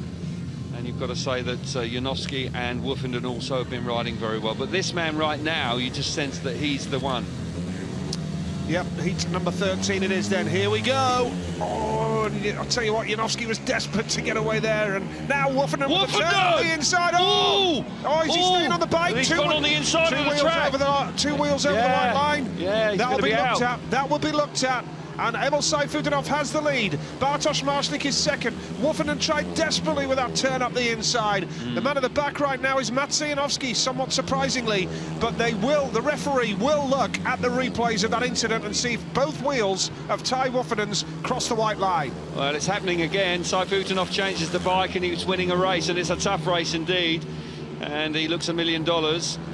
And I tell you what, I thought that Smarslik was going to come down there when they clashed coming out of that first corner, he and Woofenden. That got really quite tricky indeed. Sayfutunov running really strongly out in front. Smarslik will be happy with second place, but I think there's a question mark over whether Woofenden will stay in this race. I think his points may be taken away from him, or his points anyway. Well, we'll see. Janowski's going to have a go late on here on Woofenden, but there's Sayfutunov. Smarslik second, Woofenden holds on.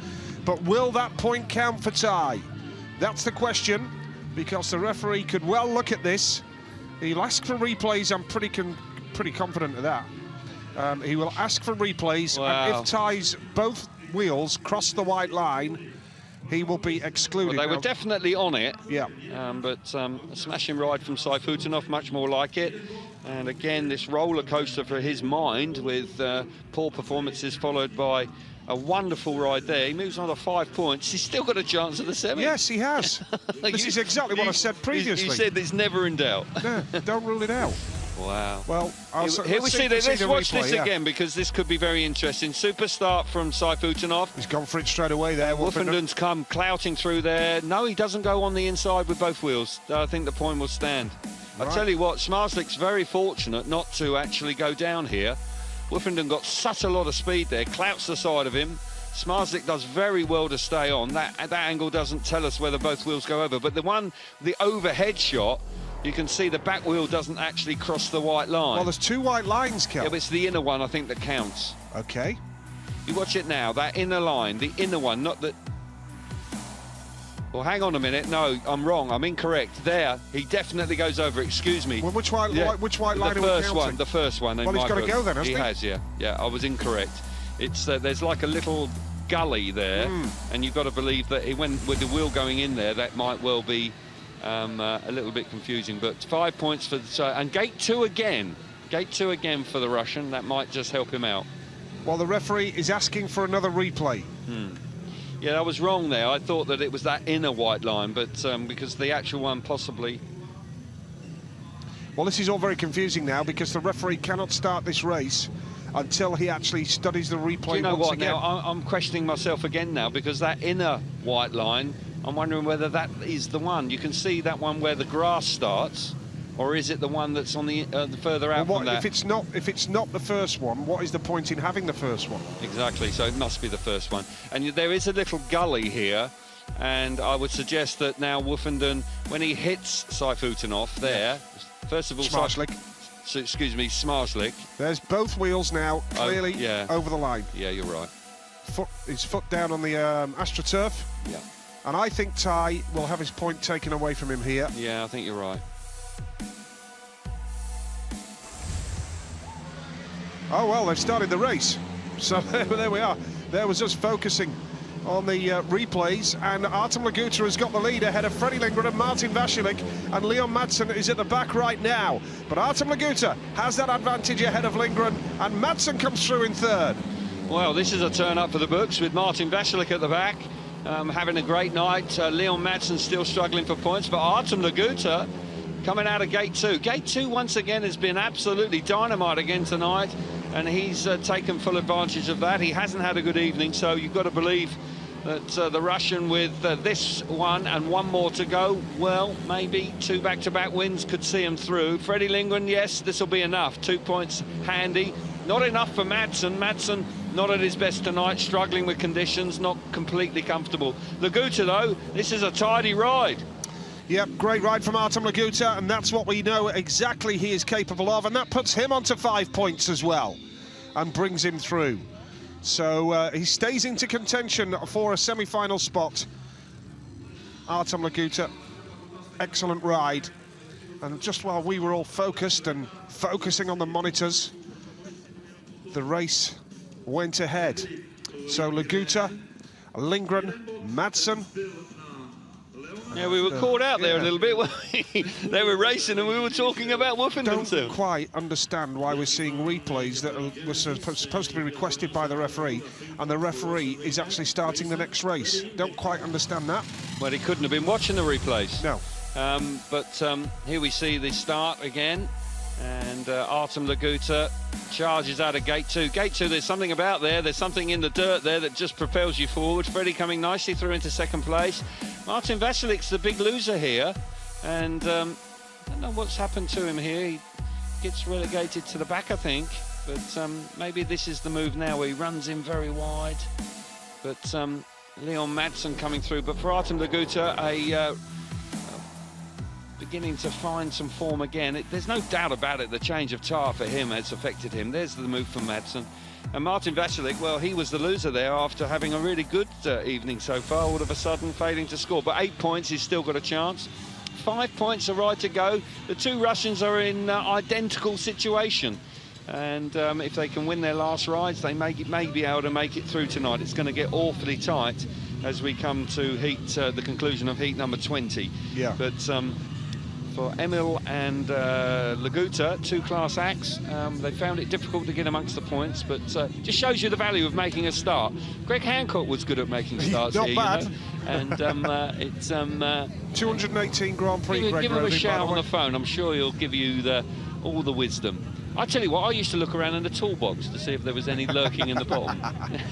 Did you know that Greg scored 2,655 points? I do now. There I you do go. now, because you've just Right, told me. the wheel of Ty was still touching the white line and not conclusively completely over. Okay. That is why Craig Ackroyd has made what's that that call. gully then, if that's not over? Well, I mean, the wheel was still touching the white line, and it was not conclusively completely over the line. okay, well, a handy point for Ty. Yep, so there you go. This is heat number 15 then, and it's a good start from Lindback. Zagar's on the inside gate here, and now charging through is Patrick Dudek in white. That's a nice move from Patrick Dudek. Second is Antonio Lindback. Zagar third. Mikkel Mikkelsen's inconsistency strikes again. He's struggling at the back. Lindback far more competitive and great to see.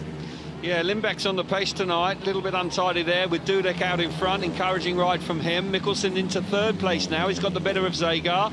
Mikkelsen pushing hard, trying to turn back there. Will he get the better of Lindback? Not quite. Zagar again up and down. But to be honest, the pressure is off Zagar. Mikkelsen's gone wide, that allows Zagar through nicely. But for Dudek, this is encouraging. He looks good out in front, the bike's pulling hard, he's a featherweight, so he's got plenty of speed. Into the last lap. Dudek's got this one wrapped up, and got to say that Lindback, more points for him tonight. Dudek is another rider who's going to go on to 5 points and still give him a shout with one race to go. Yeah. Every race win vital, of course, and Patrick Dudek of Poland, former world number 2, gets a win under his belt. Inconsistencies creeping in all over the place for Mikkel Mikkelsen, and good ride from Well, Patrick he's very Dudek. popular rider, Patrick is. Dudek, and he's a smashing lad, but he's been out of form for some time now. And he's been okay in the league, but at Grand Prix it just hasn't worked out. But that was a handy ride, a confidence booster. Yep, and Lindback second, Zagar third, and Mikkelsen at the back. There's the standings then. That 1 point for Wofferden that he got moves him into third place. Just to clarify, the referee was watching the replays of Ty Wofferden in heat number 13, and the decision was that the wheel still touching the white line was not conclusive to be completely over. Well, do you know what? I summed that up. He got the benefit of the doubt there. Because it's not, there's dirt over the line. But anyway, we don't need to go on about it. No, fair. It's fairly Just boring. telling you that. I've had that from Craig Ackroyd direct. Oh, okay. All right. Well, they're fair. From the horse's mouth. Thank you, Craig. Okay, thank you, Craig. Right, now, Dudek, he's ridden nicely here, and he's powering on in front, and he'll be pleased with that. Antonio Lindback, who has found it difficult to get points so far this year in the series. Well, I tell you what, that was a tough move. There's an apology there from Mikkel Mikkelsen on Zagar. I tell you what, it nearly wiped him out, but Zagar does come back into the picture. A little bit untidy there. The track has just chopped up a bit. It did a little bit last night, and no real surprise that we're seeing it happen again. But for Patrick on 5 points, up and down night, as you can clearly see by the score chart. One ride to go, and if he can come good, who knows, he might just be able to sneak into the semi-finals. He's in gate 4:17. That's tough, but he could do it maybe around the outside. But gate 4 hasn't worked well so far this evening.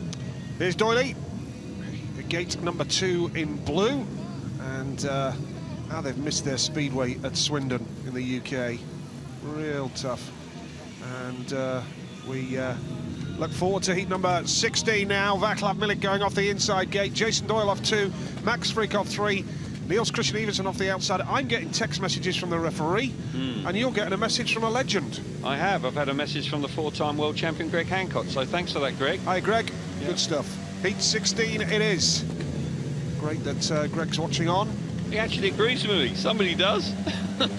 Here we go. You sure, Greg? Here we go. Right, heat number 16, and it's a great start from the 8-2 in blue. And Jason Doyle has nailed the start there. This could be a big moment for Doyley. Here's the man in white, Max Frick, charging through. Niels Christian Everson is third in yellow, and Václav Milik at the back. But Doyle with 3 points to his name before this race. He'll double his score if it stays like this, and he will put himself in with a shout of challenging for a semi-final spot. Yeah, this is exactly what the doctor ordered for Jason. Rode well last night and just threw it away at the back end of the evening in the semi-final, but made a smashing start there. And we see Gate 2 is dominant once again this evening, and he has utilised it brilliantly. Fast as well, the track record holder. He knows how to get round here. Max Frick riding nicely, you know, Frick. And he's plugging away, and the two Aussies here, they're on a 5-1.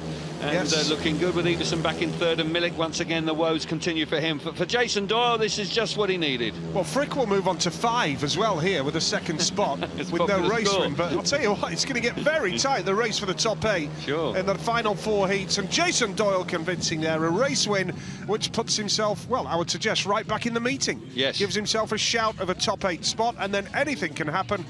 62.9, Jason Doyle's winning time. A nice ride from the 2017 world champion, as we say a very good morning to all our Australian viewers down under. Hope you're enjoying our coverage as always. Doyle, Frick, Everson and Milik. And the standings so far, Smarslik 11, Lindgren 10, Woffinden 9 is your top 3 right now.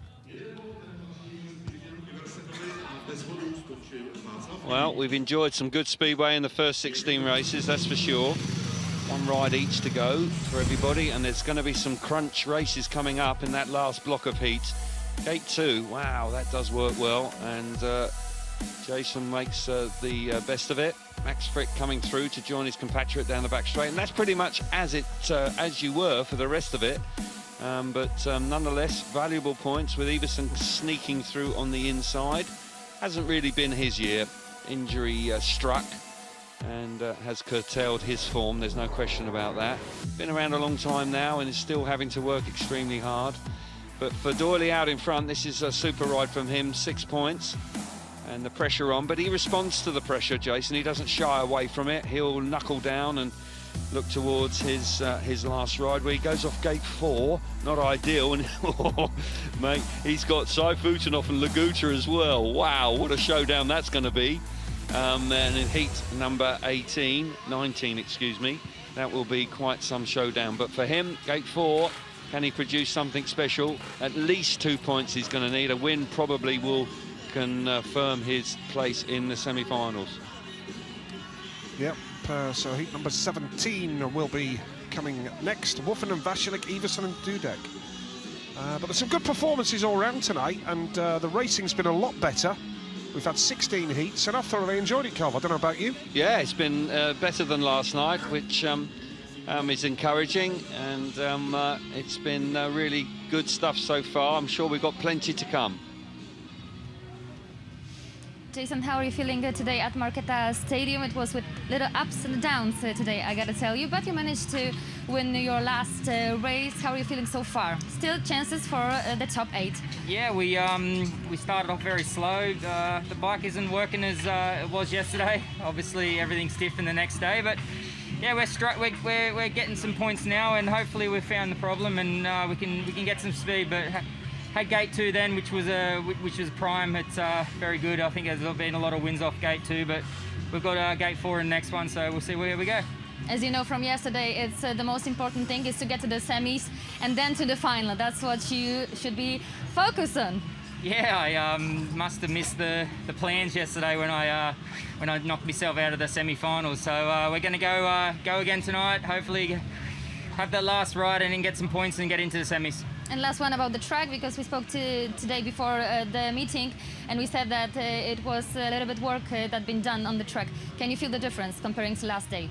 No, I think it's very similar to yesterday. There's a lot of loose material. There's a lot of ruts what are starting to come off coming into the turn, so it's going to be driving you into the corner. But the track is pretty good. Hopefully we can get some good racing in the next couple. You have to be very careful to going not too wide on the track, as I noticed. Yeah, you get when you move up onto the track, you're very vulnerable to someone coming up the inside and taking your line. So you've got there's all different lines at this track. Good luck. Thank you so much. Thank you. Cheers. Yeah, good stuff from Jason. He's given himself a squeak of the semi-final with that win there, utilising gate 2, which has been red hot. We don't see the gate stats, but I'm sure that would be comfortably the best start gate, and I'm sure that the semi-finals will reflect that when they come to choose their positions. Max, what can you say about your performance today so far? 6 points already, but you still didn't make it to win tonight. Yeah, I haven't yet got a heat win. I'm just trying my best to be consistent, picking up points in each heat, and hopefully that should put me somewhere near the semis. You know, unfortunately, the last couple of Grand Prix I've just missed out, so hopefully I can do at least one better and scrape in. So the track's tough out there today. It's kind of a little bit different to yesterday, and it's starting to get pretty rough. So we're just trying our best to, you know, try and get out the starts as best as possible, and that puts you in a good position. At the moment, it looks quite nice because you are in the top 8, so the last heat now will be crucial for you. Yeah, I need another good heat. It's going to be tough. I'm off gate 4, which I just had a sneaky look over in my last heat, and it didn't look very good. So I'll try and do what I can from there, and hopefully come away with a few points. I would like to also ask you about this weekend, because it's a very intense weekend, as we have back-to-back rounds of Speedway Grand Prix tomorrow, the first semi-finals in Extraliga, and I'm just wondering, because if it all has this very emotional big load, how do you handle it both physically and mentally? Yeah, it makes for a pretty big weekend by the time we do Friday, Saturday here at the Grand Prix. They're pretty big days backed up, one after another. And then we go into the first leg of the playoffs tomorrow, and then after that I'm on to Sweden. So it's going to be a pretty busy week, but yeah, you just need to be relaxed and take it as it comes. Keep it going. Thank you so much. Good luck. Thank you. Good stuff from Max Frick. We wish him well for the playoffs with Wrocław, of course. Busy time now with Sweden approaching the culmination of the season as well. It surprises me. It's interesting because the polls sort of don't realise that these guys, you know, in the past, guys were riding every day of the week.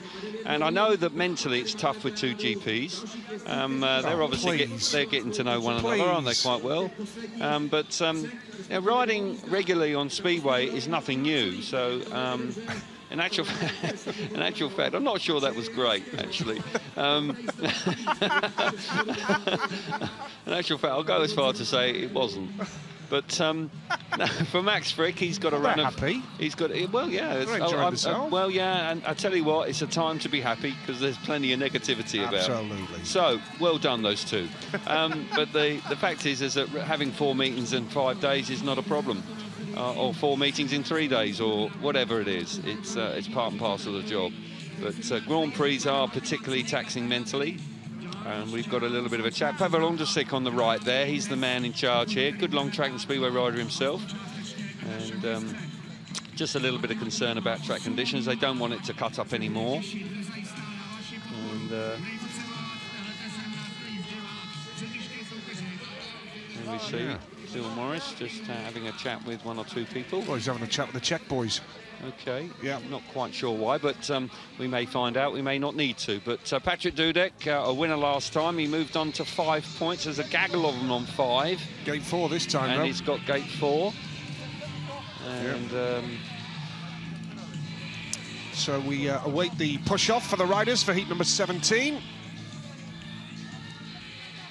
So it's always a good venue.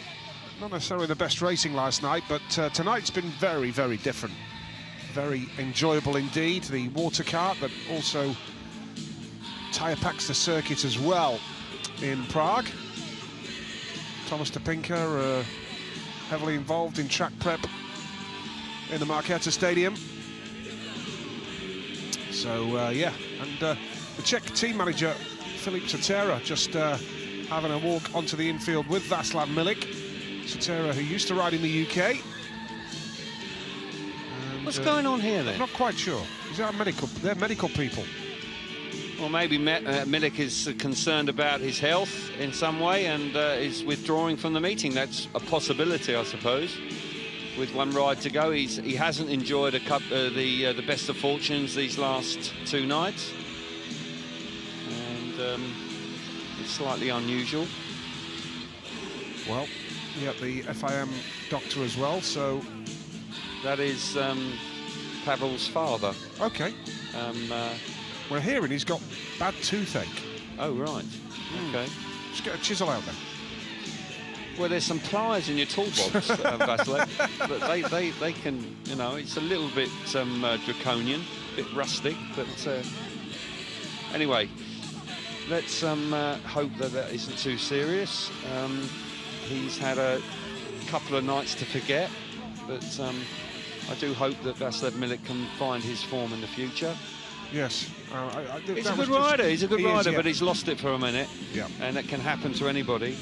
But he's young enough, and I'm sure he's determined enough to come back to a much better level of performance. I have seen him ride out of his skin here. Yes. He has performed brilliantly. Smarslik is the one that has been the crowd pleaser so far. Woofenden's in there. This is tight, you know. This could go any way.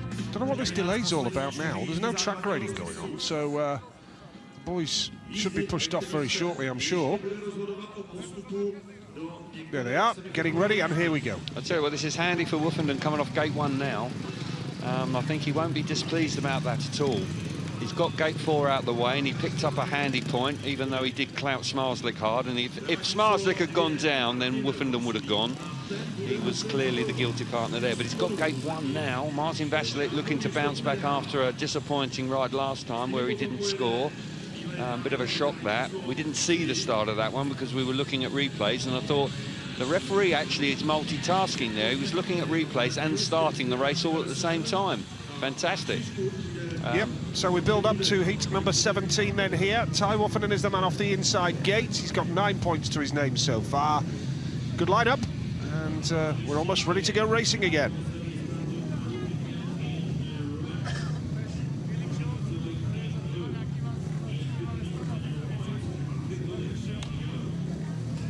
Heat number 17, Ty Woofenden, 9 points to his name, is off the inside, should be in the semi-finals with that. Martin Vasilek on 8, Niels Christian Iversen on 3, won't make the semis, and Patrick Dudek needs a win here off the outside gate. Yeah, it's a tall order. Changed his bike in the previous race, that worked well, and he's stayed with that second bike this time, but he's parking right up against the fence. That can be awkward. You can actually snake away from the tapes then, so you've got to be quite careful there, not to be too greedy. Sometimes you just got to take your medicine. Still conversations going on there with the Czech team. Not quite. Well, I'm hearing he's pulled out the meeting. He's only got one ride left. That's why he went to see the doctor. And Edward Krčmar will replace him. Rider number 17, okay. Edward Krčmar. Well, let's hope he gets around the first corner. Last night he had a bit of a moment. He did. But heat 17, we're gently getting there. And Ty Woofenden on 9 points. Can he make it 12? He's more than capable. Well, gate 1 as well. Yeah, and a freshly prepared track. There's Patrick's dad. Don't know his Christian name, actually. I'm sure somebody will tell me, but Papa, yeah, that'll do. And he's biting his fingernails. Smarslik there, mentally rehearsing the start.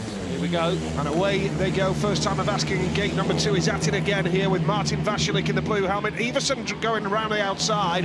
Woofenden is third right now, and Dudek's at the back. This is a fine ride from Martin Vasilek. This will put him in the semi-finals, no problem. But Woofenden is on the pace. He fancies having a little go at Niels Christian Iversen on the inside run here. Yeah. Here he goes, blocks the door, and Iversen puts the bike down. Yeah, but Iversen he was the master of his own downfall there. He should have been more patient.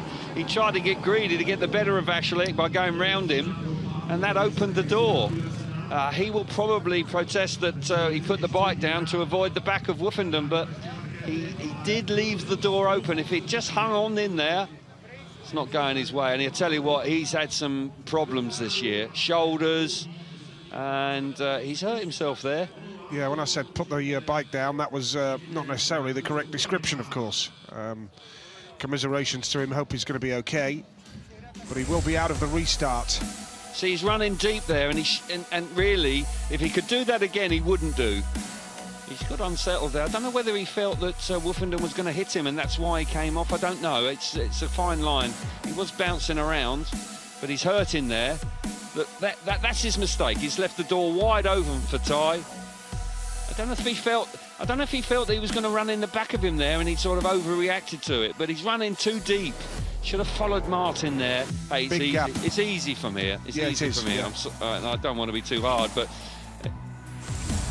yeah, he's gone. He's gone. It's a shame because Iverson's been battling away. He's been desperately trying to find his form, and it's just not coming to him. No. By the way, elsewhere in the Speedway world tonight, as we prepare for the restart of heat number 17, without this man, Niels Christian Iversen, in Poland, in the league there, Wodge 47, Torin 43, and Jack Holder has scored 16 points for Torin. I wonder if he is with a shout of the wild card for the Marianne Rose Motor Arena in a couple of weeks' time. We'll find out. But 16 points for Jack Holder, younger brother of the 2012 world champion. Do you know, Chris. I'm not quite sure who's riding for Torin these days. I know Jack Holder is. Yeah, second division, aren't they? Yeah. And hoping to get promoted at the first attempt. Doyley left. Yeah. And I'm not quite sure who else is there, but Jack Holder must have half a chance of the wild card. Yep, and congratulations to the British kids, Joe Thompson and Dan Thompson, who were the top two in the British Youth Championship at Edinburgh today as well. Oh, good news. And well done to those two. Two fine lads with a big future, that's for sure. Harry McGurk third and Archie Freeman fourth. Young British riders looking to make their way. Yeah, opportunity to ride up in Scotland today. I do believe the weather was fine for them, so that was good news. Here we watched a bit of it, yeah. The weather was sunny. Yeah, saw you. Behind closed doors, it was good. It was great stuff. Okay. Just seeing it here, I just think that there, I think he thought he was going to hit him and he put the bike down. Be interesting to ask him that question to see if that's confirmed or not. He trudges his way back to the pits. He's got no more rides tonight. He's got to wait a fortnight. He rides Sums his season up, Cal. He does indeed. He rides for Gorzhov, so they will be in action soon in the playoffs. So he'll have to refocus for that. But it hasn't been his year on the Grand Prix scene, and almost certainly won't be in the Grand Prix scene next year, which is a shame for him. Yeah, absolutely. He's a fine rider, absolutely terrific rider, but he's had his moments. I'll tell you what, he has won GPs, and I can remember at Bydgoszcz one night, he came out of the last corner there. It was such a wonderful ride. So 5 Grand Prix wins for Iversen. Yeah, he has. And he won at Cardiff off gate 3, and he wasn't fancied really, but he got in the final, and he made it through there. Yeah, it's his 98th Grand Prix tonight, so if he gets through the 2 Grand Prix in Torin, that'll be 100. Tell you what, there were some interesting movements going on there with the Dudek fan club. Yeah. They're still up for it. Bit of a tweak going on to Bartosz Szmarzlik's. They're often playing with the ignition. That's what they do there. That cover there just exposes the ignition and you can move it. So he's working there. And we see Patrick coming from gate number 4, which this is a second chance for him because he wasn't going to get through. He needs to win this race if he wants to make the semi-finals. And Martin Vasilik is the one that has everything to lose, because he was out in front, so he'll be hoping he can reproduce the sort of start again that he had first time. Gate 2, it is an advantage. Pink Panther's in town, and he's all excited. I think people are just delighted to be at a stadium with a live sport, aren't they? Yes, very much so. They've all been cooped up for a while. They're a bit overexcited, but I'd be the same. Yes, and it's so frustrating in the UK that we lost an entire league season. Congratulations to clubs that are having a go now and putting meetings on. The British final at Ipswich next Saturday, including Jason Crump and Chris Harris, former Grand Prix riders. We wish them well for that at Ipswich next Saturday night. And Danny King, of course, a former champion. Bellevue have got behind closed doors on Thursday as well with some big names, Brady Kurtz. So it's good that Speedway is coming back in the UK and hopefully no problems for next season. Right, Ty Wofferden off the inside, Martin Vasilik off gate 2, and Patrick Dudek off the outside. That's an advantage for Patrick now with nobody on gate 3. He might be able to do something from there. Still a tall order with Wofferden and Vasilik on the inside 2 gates. Wofferden working overtime. That steel shoe might need to be replaced by the end of the evening. He's given it plenty of treatment. But it's looking good, Ty. You know, he's not out of this. 71 points, 8 points behind Szmarzlik with just over 2 rounds to go. and the big points yet to be handed out tonight. So I was going to say that, yeah. It's anything can happen tonight. Well, yeah, but these are vital moments now. These really are. We're coming down to the crux of this year's championship. He knows what it takes. He's clinched all 3 in Torin. Sure, he'd like to do it again. Heat number 17 it is. Here we go. Woffinden is your man on the inside gate in red. He's made a decent start, a better one than Vasilik last time. Vasilik second, third is Patrick Dudek right now, and the 3 times world champion Ty Woffinden on his way, surely here, riding nicely into that 3rd turn. But Vasilik's still on the pace. But this win for Woffinden would give him his 3rd victory of the night and get him through to the semi-finals on 12. Yeah, just with the doctored order. It often happens when they have a rerun. The guy that actually made the start initially loses out second time. Not going to lose out completely because Vasilik has got a decent haul of points already. He's got 8. He's going to move on to 10. Dudek's the loser here. We won't see him again this evening. That's a shame. But for Ty Woffinden, he absolutely nailed that. That extra little bit of work he did on the start line has paid dividends here. He's out in front, looking good. 3-time world champion. He's going to go through to the semi-finals comfortably. Yeah, he's making it look easy as well here, isn't he, Ty Woffinden? He's going to win the race with ease. Patrick Dudek just going through the motions at the back because he knows that he won't play any part in the semi-finals. It's a good ride from Ty Woffinden, who's looked stronger, faster and fitter tonight. 3 race wins, 3 more wins than he got last night, and he still finished second in the meeting. Goodness me. Yeah, disappointment for Dudek. He misses out this evening. They'll have to refocus and try and finish with something a bit spectacular in Torin. If he's going to get a wild card for next year's series, he'll need to do that, I suggest. That man, though, he won't need a wild card. He's charging. He's got one thing on his mind, 62.1. That's a fast race time. All of a sudden, wow, he produced the goods when he really needed to there, Woffinden. Yeah, Woffinden the winner, Vasilik second, Dudek third, and Everson at the back. Of course, 12 points means that Ty should have a reasonable pick of gate positions, depending on... Gates 1 or 2 would be handy. Yes, absolutely, that's my point. Because all night he's battled through on the back of a track grade, fresh track. But you know what? I don't think that's been to his detriment tonight. No, not I think at all. it's in some ways it's been of a benefit, particularly with this track. A smashing start, second time of asking. Vasilik will be a little bit frustrated, but at the end of the day, he's got 10 and he's safely through. Of course, he would have wanted to win the race, but it hasn't penalised him too much. And for Patrick Dudek, well, there's work to be done there, and somehow rediscover that form that took him to being world number 2. But for this man, world number 2 is not what it's all about. Once you've won a world championship, second place doesn't mean too much. He hates it. Yeah. And you can talk to any world champion, you want to win it. And if you've won it once, most of them want to win it again. And Woffinden's attitude, Kelv, if he gets second, silver medal or a bronze medal, congratulations, you must be pleased with that tie.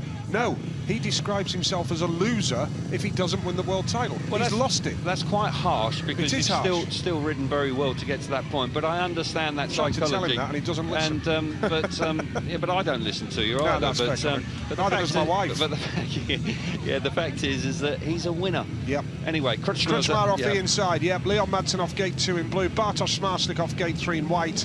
And Matti Zegar off the outside in yellow. Are you listening? And on the inside is Krčmar. Gate 3 is a world champion. Yes, I did somewhat. Yeah, but can anybody beat Smarslik here? I think the only thing that can beat him here is probably himself. Or Madsen off gate 2. Madsen off gate 2 start. Could be, but I think he's got the speed to beat anybody this evening. Right, yes, can he finish with a rattle here now? Yep, here we go. Heat number 18 it is then here. The 5th and final lap. Oh, Madsen jumped the start. Has he jumped it? Yeah, completely. I'm not sure. Well, the red lights came on straight away. Yeah, they did. They did. I tell you what would help if we get a good view of the start. Kelv, I don't know. Honestly, well, if we had a good view of the start, we'd be able to tell. There you go. Yeah, he moved early. Yeah, he did. Okay, I stand corrected. I thought he just made a perfect start. He's anticipated it because he knows he's struggling, and he's prepared to. He's just gone. Yeah, stand corrected. Yeah. I just wasn't sure. Yeah, but you are now. I am now. Yeah. It's got to be a warning for Madsen then. So. I thought we'd got rid of these. They were all behaving themselves so well. 5 occasions over the 2 nights. That's 5 occasions over the 2 nights when he's moved at the start, Kelv. Not good enough. Leon Madsen. No, he'll be. That's a little bit of a chink in his armour. Yes. You know, when he feels he can't make the start, then he He's having to try and anticipate it, and you could get away with that in years gone by, but you can't now because the rules have changed. You know, back in the day, I'd do that. We all would. If you can get away with that, of course you would. You're trying to gain any advantage you can, but so you do it. And and at times I could do it quite well. Yes. But the fact of the matter is that whether you like it or not. Oh, Madsen's not happy. Yeah, but I think he's struggling with himself. Yeah, Leon, if you look at the replay, mate, I thought you made a perfect start, but you didn't, mate. But he's struggling with himself a bit mentally, I think he's finding track conditions difficult. He prefers it when it's slicker and smoother. He can be dynamite when it's a bit choppy and a bit grippy. We saw that in Voyens last year.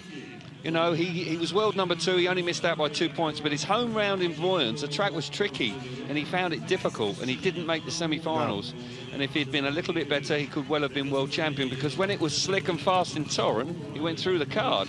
Well, here we are again, quite a gap between an unsatisfactory start and the riders coming round to tapes.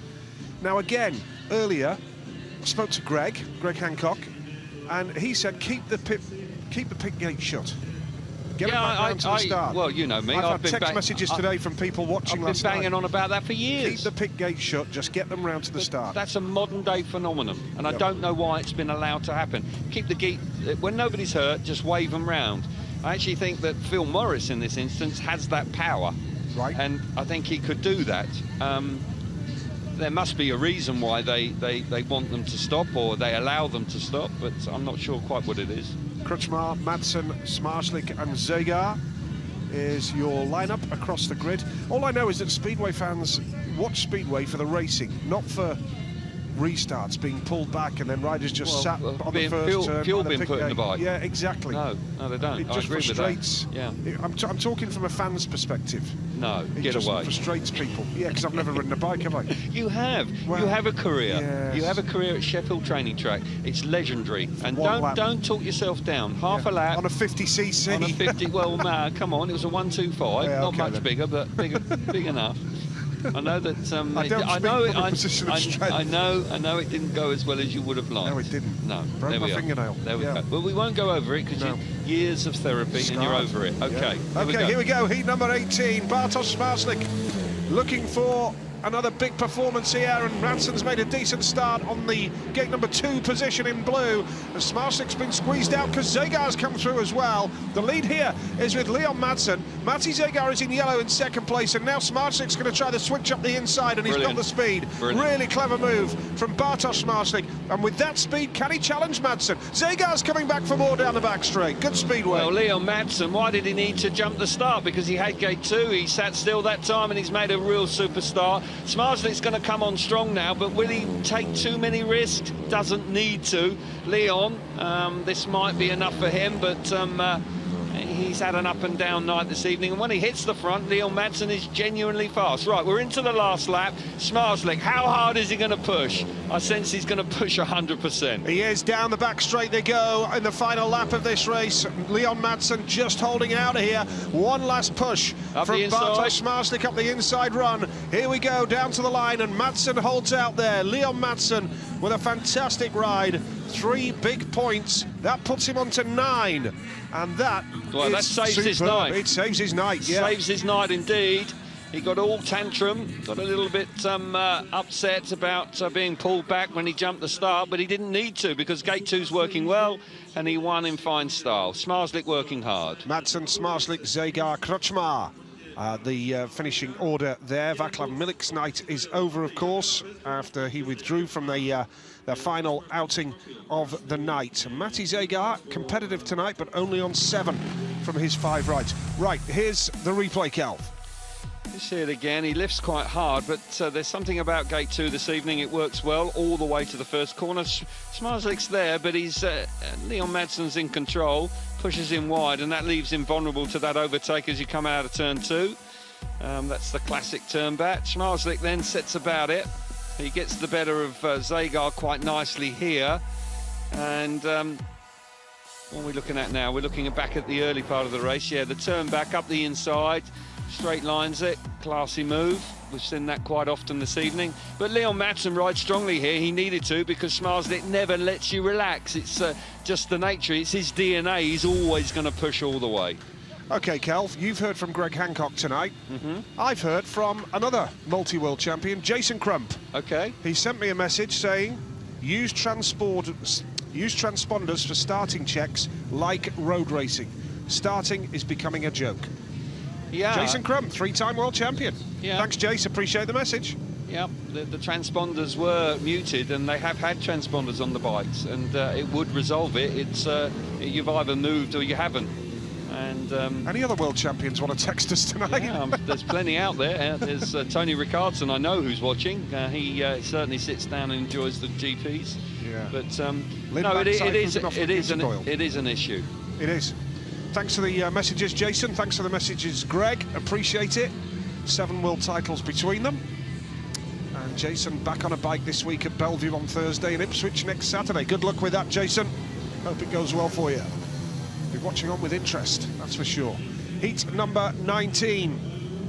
Jason Doyle off the outside run in the yellow helmet colour.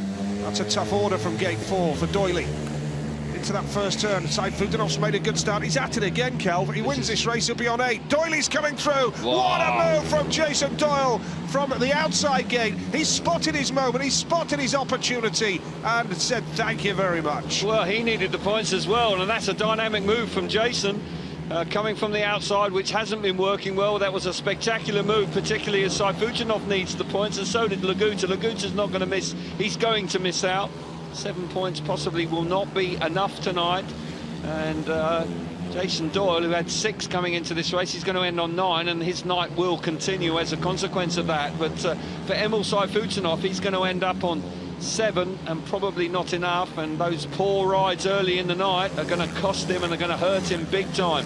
Jason Doyle, the track record holder from last night, riding really nicely here. This is a good ride from him. Yeah, Doyley up top. This will put him on to 9 points. That'll do him nicely. Jason Doyle, the 2017 world champion from Australia. A big win, and Emil Saifutanov's second spot there in heat number 19, and that means that Emil finishes on 7 points, but that's a big result for Doyley. Oh, it's huge. It's 2 wins on the trot now. Yeah, that's huge, and again, a little bit like Leon Madsen, that saves his night, and that terrific move to get the better of Saifutanog coming out of the first corner. Super stuff from him. Yeah. So good stuff from Doyley, on to 9 points there. Emil on 7 is in the top 8 by the skin of his teeth with 1 race to go. Well, we see it was like in Wroclaw where Lindgren got in on 7, but Jason Doyle quite clearly delighted with that. The tapes are up and away we go. A good even break. Gate 2 working well again. And you've got to believe that Saifutanog must have felt that he was in the driving seat here, but what a move that was. Lovely switchback. It opened up lovely for him, but he took advantage of it, and there was no stopping him from there. Again, from the back of Saifutanog, and the bike working nicely, hits that first turn, chases the dirt, but that swoop from out to in from Jason Doyle works a treat. This is brilliant stuff from the Aussie, and he charges to a win that moves him to 8. Saifutanog, well, he might be in, his luck might be in, but by golly, do they make it hard for themselves. Well, Emil does. Yeah, that's what I mean. He has had to, you know, as I say, I think that Laguta gets the better of Lindback, and he moves on to 6, a disappointing night for Artem. He looked so much better than that last night, didn't he? He did indeed, but for Jason, he's chuffed, and you can't rule him out. And this time, if he sits still in the semi-final, I believe he can make the final. He's that sort of rider. Yep. Heat number 20 will conclude our... Is anybody threatening that position with Saifutanog? I haven't got the actual list. Well, Emil's on 7, and right now Mikkel Mikkelsen is on 3. Mats Sajanovski is on 7 right now, well, so he scores here, he'll be fine. And Frick. Max Frick. Now, there's 6. An interesting one. Second place here, and he's in. Max Frick is on 6 points. So he could overhaul Saifutanog. So he hasn't won a race tonight, so he's going to need to get second. Yes. Going to get tight, so, but he does need to finish second, and he's been riding well. Gate 4, well, we've just seen Jason Doyle, his compatriot, do a dynamic move in the first corner. Do something similar like that, and Max Frick could be in the semi-finals. Yes, heat number 20 it is here in the Aztorin Czech Republic FIM Speedway Grand Prix, and that's a super start from Maciej Janowski from gate number 2. Lindgren now is going to try the outside run in white, down the back straight. They're all together. Frick knows the importance of this race. He's trying the inside run. Lindgren has to get off the gas and then try the switch up the inside. Lindgren's all over Janowski. Great race developing here. Brilliant stuff there for Janowski again. Gate 2 working a treat. Freddie Lindgren there. It was very close. I thought for a moment Frick was going to be able to sneak up the inside there, and he just ran out of room. And that's a shame, because 1 point won't be enough for the Australian. And Janowski here, bouncing back in good style. A win here is just handy, moving on to 10. Freddie Lindgren in second, well, he's comfortably in. That's good news for him. But for Janowski out in front, it's coming under pressure, but he should win this race. Yeah, you say that, but Freddie's still right. He should win the race. He should win the race, yeah. One big swoop from Freddie Lindgren now to try and deny Janowski. It's bumpy there. Yep, and he's switched up the inside, and Maciej Janowski is just about holding out here with the victory. Max Frick with the point. Not puts enough. him onto 7. Yep. But he hasn't won a race, so that will cost him, and that will work against him. But Maciej Janowski there, just struggling a little bit with the surface. He was bouncing around a bit, but he picks up a valuable win. And Freddie Lindgren was lurking there, looking very threatening in second place. Plenty of talking points tonight. Janowski, Lindgren, Frick, Mikkelsen, your finishing order. The semi-finalists are now known. We'll confirm them very shortly indeed.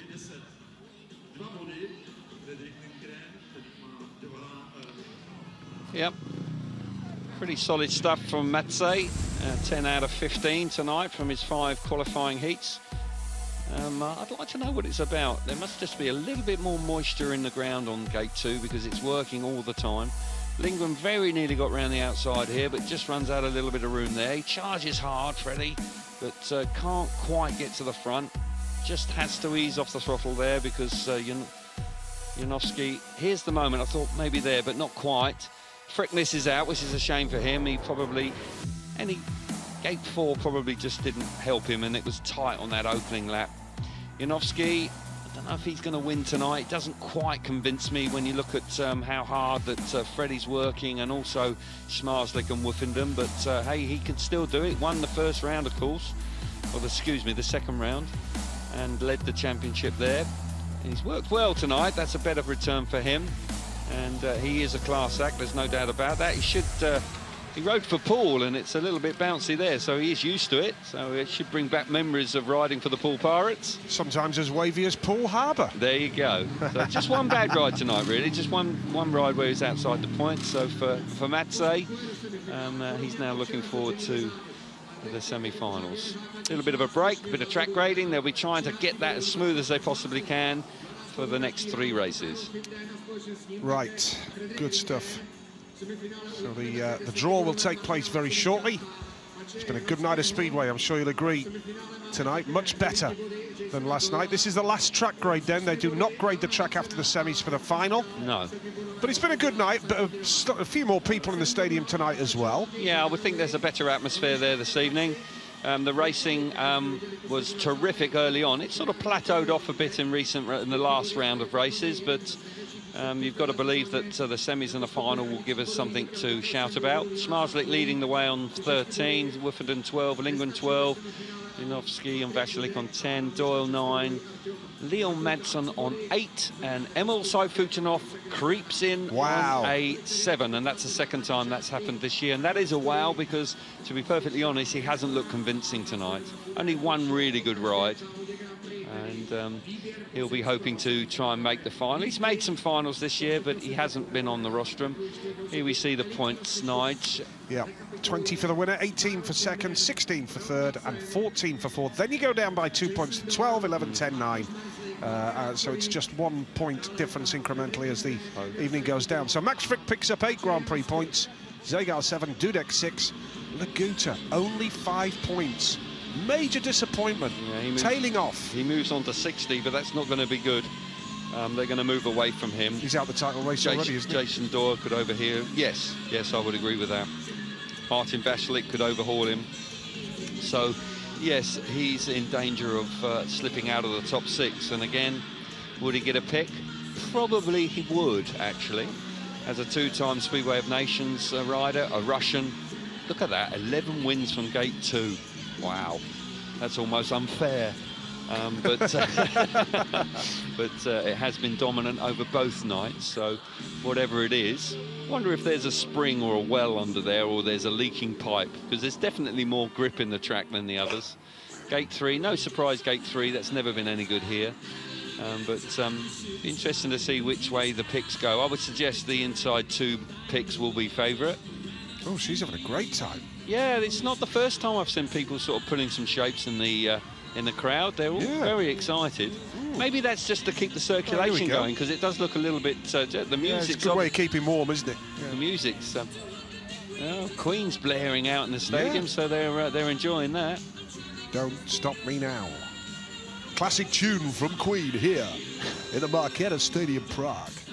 Great music, great times, great speedway. Easy. Okay. I'm losing the plot here. You've allowed your mind to wander. No, I've not had a drink yet either. No. Yet. Well, a lot of people wouldn't believe you after that. Right, here we go. No surprise. Well, there's a shock. Yeah, there's no surprise. Bartosz. And now gate number 1 for Matze. Must do it. It's got to go gate 1, surely. It'll be a risky strategy to go from the outside. Red. Yeah, that's the right call. For me, if I would have been advising him, I would have done that.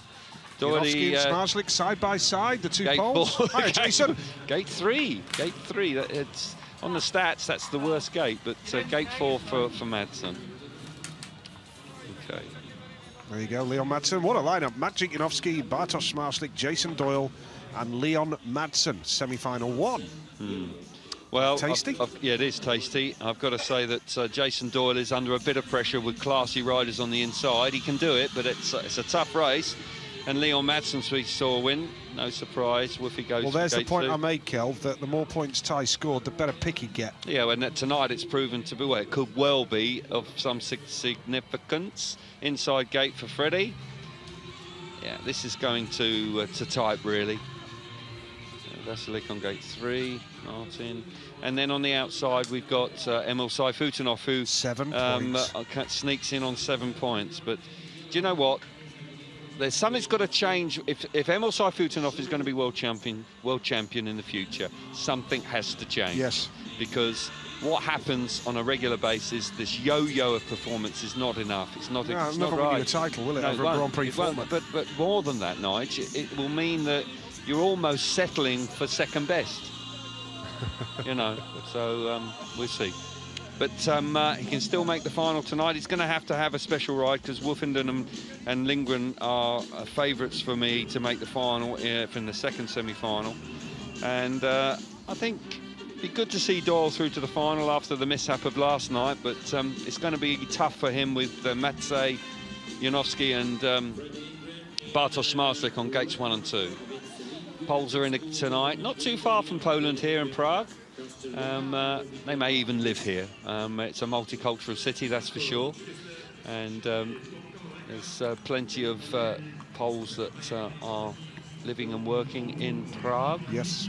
So Bartosz is up early, and he'll be racing again tomorrow. He will. And plenty of work going on the track.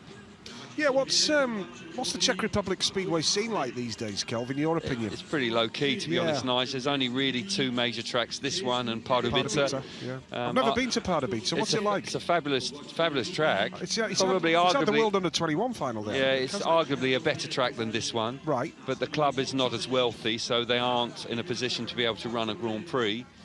What's the stadium like, Kelv? It's a little bit rustic. It's an open-air stadium, similar to this actually. Similar, start and finish straight grandstand and some open areas. A little bit more infrastructure than similar to Voyens, I would say. And then they've got a nice pit area. The town itself is pleasant enough and everything you need. What's the long track in Czechia? Mariansky Lazny. Now that's a proper 1,000-metre track. Mariansky Lazny is actually a spa town, and it was always actually, even in the Eastern Bloc days, frequented by politicians. So it always was a place that had investment, and it's actually a place where you go for a weekend relaxing at the spa, and it's a very pleasant Really? What, place. while they're doing the shopping? Yeah, you can do that if you've got your...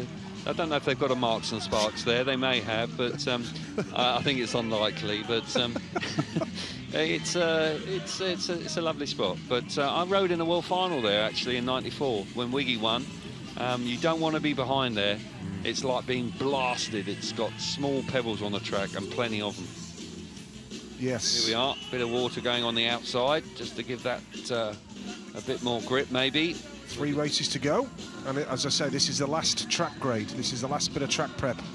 They do. Well, I'll tell you what. After the semi-finals. No, they don't. You're right, and it will be interesting to see if Zmarzlik can make it back-to-back wins. If he can get the 20 points tonight, he'll be in the driving seat going to Torun, and still work to be done. Of course, you're right to say that with 2 rounds to go after tonight, it's still open. It's still on. But he will psychologically be putting all the rest under pressure. He has ridden superbly well. The early races tonight, it was just fantastic to watch. Doyle will be excited about this. He'll be taking some deep breaths as that before that green light comes on. I know I had a technique. I used to take a big deep breath and then let it out slowly and then concentrate on the tapes. Be interesting to talk to Greg. You know, when you do that Monster Energy show, you've got to ask him a question. What was his philosophy at the start? Because he was such a good starter, wasn't he? He could just turn his fortunes around. When you've got that in your locker, I tell you what, it's a trump card you can play at times. It's you weren't a bad starter, Kel, were you? No, I could make a you start. You were really sharp away from the game. Yeah, but that was my technique. I used to sort of just try and relax myself by taking a deep breath and just not getting too tense on the bike. I recall your legs were that was slightly ajar on the side of the bike. That's real old school. Yeah. Because I didn't rev the bike. Now they rev them to Kingdom Come. I couldn't get away with that now. You've got to wrap your legs around the bike to hold it still. Yeah, absolutely. And of course, you could roll a bit then. Yeah, it served you quite well, to be fair. Right. First semi-final in the Marketa in Prague. And it's been quite an entertaining night of Speedway. Yeah, better than last night for sure. Absolutely. Quality lineup, including the series leader and the defending world champion. Here we go.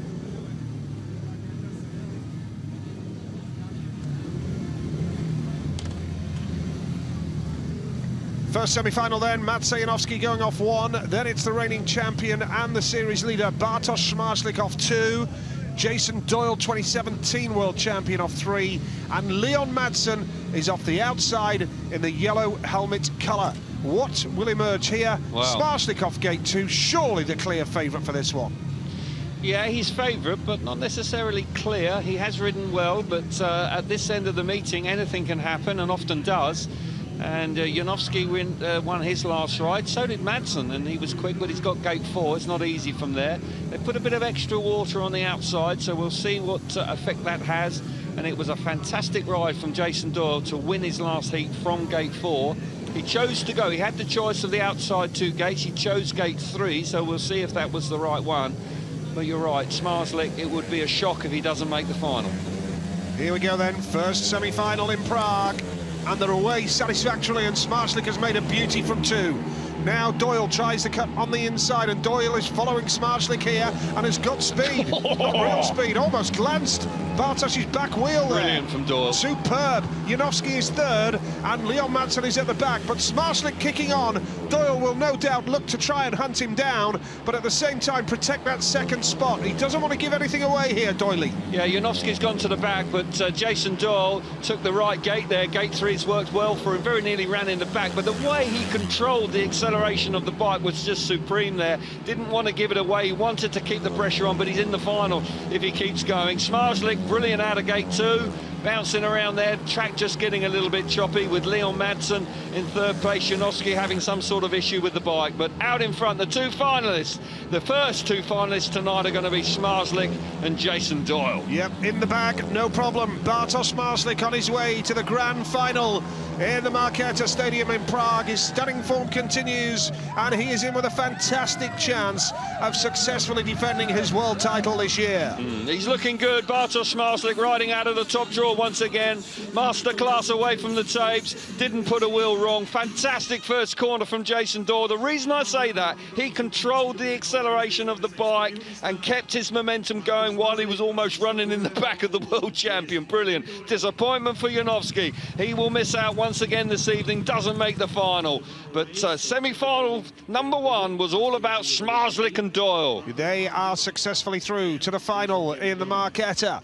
And we have 2 of the top 3 in the second semi-final in Freddie Lindgren and Ty Woffenden as well. Yeah, what a ride from Zmarzlik once again. He's the real deal. Gate 2 has been an advantage, but he worked hard, he deserved it. That's why he was able to choose it. But this moment there, just keeping that bike going, that was fantastic from Doyle, because he was able to secure his second place by the end of the first lap. Superb stuff. Look at this grip he's got. Bike's driving. Oh, no margin for error there. No, none at all.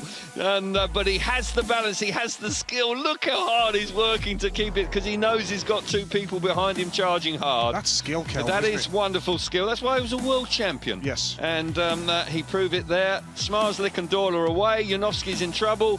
Madsen coming through for a consolation 3rd place, which will give him some more championship points. And with 2 rounds to go, Torren, well, we know he likes Torren because he won all the races there last year. But for this man, the reigning world champion, can he win back-to-back in the Markéta here tonight? Pretty special if he could. Bit disappointed I've not had a text from a world champion for about 10 minutes. I've had loads of texts from pals saying, yeah, I'm not a world champion. All of a sudden, you've left your pals behind, because you only talk to world champions now. I'm not a world champion, but I thought I'd give you a text. Switch his phone off. I bet you've ignored it. Yeah. You just not being rude, I'm busy. Yeah, sorry, right, mate. Unless you're a world champion. You do know I'm on air. Right. Second semi-final. Right, here we go. It's Freddie Lindgren off the inside gate, then Ty Woffenden off 2, Martin Vašilik going off gate number 3, and Emil Seifutin off the outside. Can Woffenden make gate number 2 in blue count? Will Lindgren get there first? Into that first turn they go, and Lindgren has made the better start there. Superb stuff from fast Freddie Lindgren. Ty Woffenden is following him right now. Vašilik will try and hunt down Ty Woffenden in second spot, but at the moment it's Freddie Lindgren in red from Ty Woffenden in blue. They will make the final as things stand. They will indeed, and fast Freddie Lindgren, who has had a fantastic campaign, is going to make the final from here. Missed out last night, but this will be his 5th final of the year out of 6. That's fantastic. Woffenden's quick. Was quick when he came up against Lindgren before, but he won't want Lindgren keep beating him, because Freddie is certainly a major threat to be world champion this year. Good stuff from these 3. We're going to have the top 3 in the championship chase through to the final tonight. Into the last lap now, Nigel. Freddie Lindgren going good out in front. Yeah, it's great news for the title race that all 3 are going to go for it in the final. Absolutely. Here. That's a wonderful culmination of a good night speedway. Really enjoyable, I think. A lot better than last night. A super Saturday of speedway as Woffenden goes wide. Oh, yeah. Yeah, that was a bit shaky. It was indeed. I thought for a moment he was getting out of shape there, but for Freddie Lindgren safely through, as is Woffenden. Zmarzlik's in there as well. The top 3 and going head-to-head tonight, and Jason Doyle thrown in for good measure. Fantastic final coming up very soon. Can't wait for it.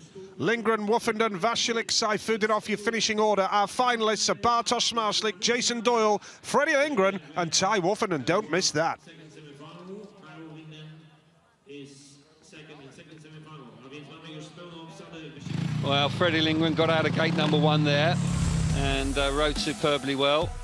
Makes a good start. Just think Ty may have missed it a fraction. And some of the angles we're getting on the start line, you can't quite see clearly exactly what happened, but there's no question that Freddie makes the best of it to the first turn, and Woffenden tucks in. The inside 2 gates were the best choices, and it'll be interesting to see if anybody can win from the outside in the final. There we just see it. Woffenden didn't get the run to the first corner he was really expecting, but nonetheless it's not disastrous because he's made the final as he did last night. He's ridden better tonight, Woffenden. Freddie Lindgren also He has come up trumps when he really needed to, and his consistency returns, and he'll be very, very keen on winning again tonight. He won't want, well, it's going to be tight whatever happens now, effectively. If he runs last, he's going to get 14 points, Freddie, and if you win, you get the difference of 6 points to 20. So the big points are on the line now, and these four fellas are going to chase for them. I've got to say that Doyley's done well because he was struggling a little bit earlier on, but he's turned his fortunes around and he arrives in the final. Fully deserved. He had a couple of spectacular rides along the way. But for the final itself, yeah, you've got to believe that Smarslik's going to go out of gate 2. The rider on gate 1, which will probably be Freddie Lindgren, I would say, I'm guessing, but I would think he'll probably go for that. He'll have half a chance, and Freddie's a ruthless man. And he will want to lower the colours of Smarslik. Whatever happens now, Nigel, you just sense it's going to be really tight and everything to race for going into Torren. 20, 18, 16, 14 is how the riders will score in this final. Well, right now, Smarslik 79, Lindgren 78, Woffenden 71. Well, worst case for Smarslik is 83. Yep. 89 would be the best case scenario for him. But, you know, whatever happens, it's going to be tight. And with 2 rounds in Torren... Well, Smarslik could go on to 99 points. Yeah. So, we'll see. We shall see. Just awaiting the riders to step up to do the draw. Yeah, I got that completely wrong. Yeah, you did, I got 93. 93 is the worst case scenario for him. It is indeed. And 99 is the best case scenario. But there's only a point between the 2 riders at the top of the charts coming into tonight. You just got a sense that there's only going to probably be a couple anyway, unless. Well, if Freddie wins it and Bartosz finishes second, Freddie will be 1 ahead of Bartosz. So it will be everything to race for. So Freddie Lindgren has shown great determination and strength of character here. Brilliant. Because, you know, missing out last night, he's come back, and he said he actually slept rather well last night. So that's done him a power of good because he's come back, he's made the final, and you wouldn't put it past him winning it tonight and winning his second Grand Prix. He won round 4, of course, in Gorzów. Could he win round 6? I'll tell you what, that fella there, he must come from Newcastle because they do that, don't they? Stand there with no shirts on and the Geordies. Yes. And it's not something you catch me doing. No. 2, Bartosz. There's a surprise. Yes. I reckon Freddie's going to go gate 1. Yep. There you go. Yeah. So could well see the winner come from there. White or yellow? Woffenden may have something to play here. He's a Class 8, gate 3. Yeah. Okay. Great line. This is a great line. This is a great lineup, isn't it? This is exactly what the World Championship needed. Top 3 in the world going head-to-head in the final. And then Doyley just thrown in for good measure, who's won from gate 4 here before. In actual fact, my new good friend who messages me on a regular basis from America, Greg Hancock, the 4-time world champion. I think there was a moment when Greg thought he was going to win the final, and Jason Dawg came charging across from the outside. Yeah, it was brilliant. My new friend, brand new friend, Greg Doyle. Greg Doyle. Greg Hancock. Goodness me. Yeah, fantastic. Yeah, right. So, yeah, we've got the grand final lineup here. You've got to go for Smarslik off gate 2. Well, I'm not ruling out Freddie. No. I'm not ruling out Ty. I think... I'm not ruling out Jason. I think that... well, you just did, because you said you fancied Smarslik. Smarslik's what are you putting? You putting money on all of them? No, I don't gamble. that doesn't work. Well... I'm going Bartosz Smarslik as my tip. OK, all right. Doesn't necessarily mean a lot. No. But I think that Freddie's got a half a chance here. If he hustles it in that first corner, he could just be a spoiler here. But nonetheless, there's top quality. People are enjoying themselves. Good to see them in the crowd, enjoying it. Long may that continue. I do hope that next year in the UK that we can have people back in stadia and the league can resume. Well, it's happening in football. They've had some crowds at football matches today of 1,000 people. in the UK. Yeah, but there is talk of national lockdown in October. Oh, let's not go there. Come on, I'm enjoying myself All tonight. right, we'll move on. Yeah. And yeah, having a good night. It's been enjoyable. Don't start talking like that, Kel. Okay, I do apologise. We've had some fun. It's been a good speedway meeting, and you know, it's the lads sending us text messages like that as well. World champions who offer their opinion. It's great that they've got that opinion and they still care passionately about the sport as well. Well, yeah, they will have opinions, you know, and I think that we've got a little bit of a delay here while we just wait for the 4 riders to gather themselves for the draw for the final. Well, Freddie and Ty have got 2 rides on the trot, but yeah, I'm sure any time now they'll be pushed off and ready for action. Lindgren, Smarslik, Wuffernan and Doyle is the lineup, and I think we're almost ready to go for what is a mouth-watering final. Bartosz Smarslik, 54th Grand Prix, 27th final. So, what, half of his Grand Prix career has been a final appearance. It's quite good, isn't it? It's more than good. It's outstanding, that stat, and it's going to be a mouth run. We're having to be patient for it, but not sure why. I'm not quite sure why, but 1 or 2 guys just taking a little bit of time, but we'll be there soon enough. Track hasn't been graded, as you rightly pointed out. The last 3 races, they do the prep and they leave it. That can give you a little bit more grip on the outside in the first corner, and that might help you. Inside 2 gates have been working well in the first 2 semi-finals, but here we see. Right, crunch time. Championship on the line. We're coming to the business end of the year now. Freddie Lindgren, 5 out of 6 finals nights. Doyle up in the final. Should have been in it last night, really, but lost out with moving on the start line. This is what it's all about. Big time points on the line for the final for the second night in the Marquetta Stadium. Brilliant, brilliant lineup, and a huge moment coming up in the context of the Grand Prix campaign. At the top of the leaderboard, we have the top 3 off the inside 3 gate positions here.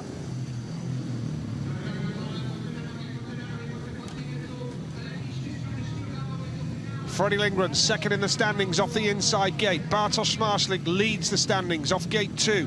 Ty Wuffernan third in the standings off gate 3. Jason Doyle off the outside in yellow. This is a massive race in the context of the world title race, Kel. It is indeed, and Jason Doyle came into the night in 7th place, and he could really catapult himself up into the top 6 tonight. Great effort from the Australian, and they came in on 53 points this evening. But for Bartosz Smarslik, this is an opportunity to go back-to-back, win his 2nd Grand Prix of the campaign.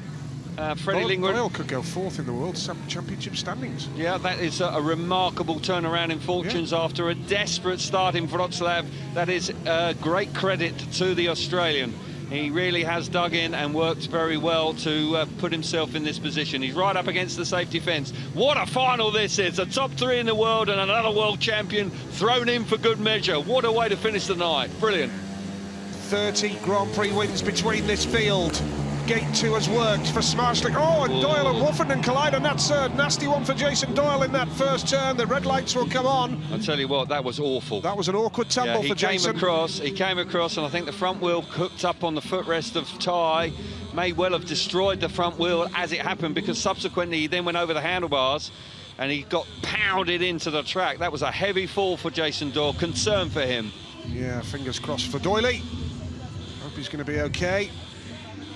But yeah, it was just one of those unfortunate situations in the first turn incident. Well, it actually happened prior to it. The actual clash happened on the way to the first corner, and then I think the front of Jason's bike was broken. It could have been the front wheel that had collapsed as a consequence of the contact, but he got catapulted over the handlebars and then went into the safety fence, but he'll be knocked about. Big time, yep.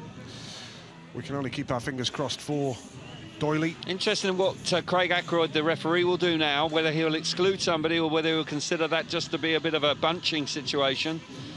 It's a first turn incident, so, you know, he's got the option. Well, it looks like he might be getting up. There's a round of applause here. We're looking at, good to see if the rider's up. Be really good to see if the rider's up. He's the important one. Yep, so, not sure about that, Kelv. Well, maybe that was premature. Yeah, as soon as fans see themselves on the TV. Well, it looked like they were looking across. No, you're right. You're right. I tell you what, there's concern here. I just sensed it when he went in. The bike just catapulted him over the front. Yeah. And something had happened to the front of the bike to cause that. And Jason would have been caught by surprise and probably got pummeled by the bike as he got literally driven into the track. So let's do hope that he's okay. Yeah, fingers crossed for Doyley. Battered and bruised, we're told. I think that might be an understatement, actually. He's missed the start. He's come across, front wheel in the... Yeah. And then something's happened to the bike. There, ooh. Something happened to the bike, just pitched him over the handlebars. That's an awful landing. Dreadful landing. Footrest in the front wheel, yes. Footrest in the front wheel. Front wheel's knackered. You could see it. Oh, it's front collapsed. Yeah, and that's what I thought. I thought you were spot on, Kelv. Yeah, front wheel. The footrest of Woofenden's has gone straight in his front wheel. Yeah, and the front wheel just collapses there, and it's going to pitch him out. Well, he's landed on his shoulder, I think. He's landed on the side. That's the first moment of impact. Hopefully, that might do him a favour, Kelv. Well, hopefully, he hasn't dislocated his shoulder. Yeah, but the shoulder's better than the head, isn't it? So, yeah, the spokes have gone. He's landed on his left shoulder. When it happened, I just had an instinct that something was broken on the bike, and it's clear to see. You were spot on. Spot on. Oh, he's okay. No problem. Well, let's hope that he's not excluded. Go and get yourself ready, Joyce. Let's hope he's not excluded, because he kind of rode in the side of Jason, Woofy there.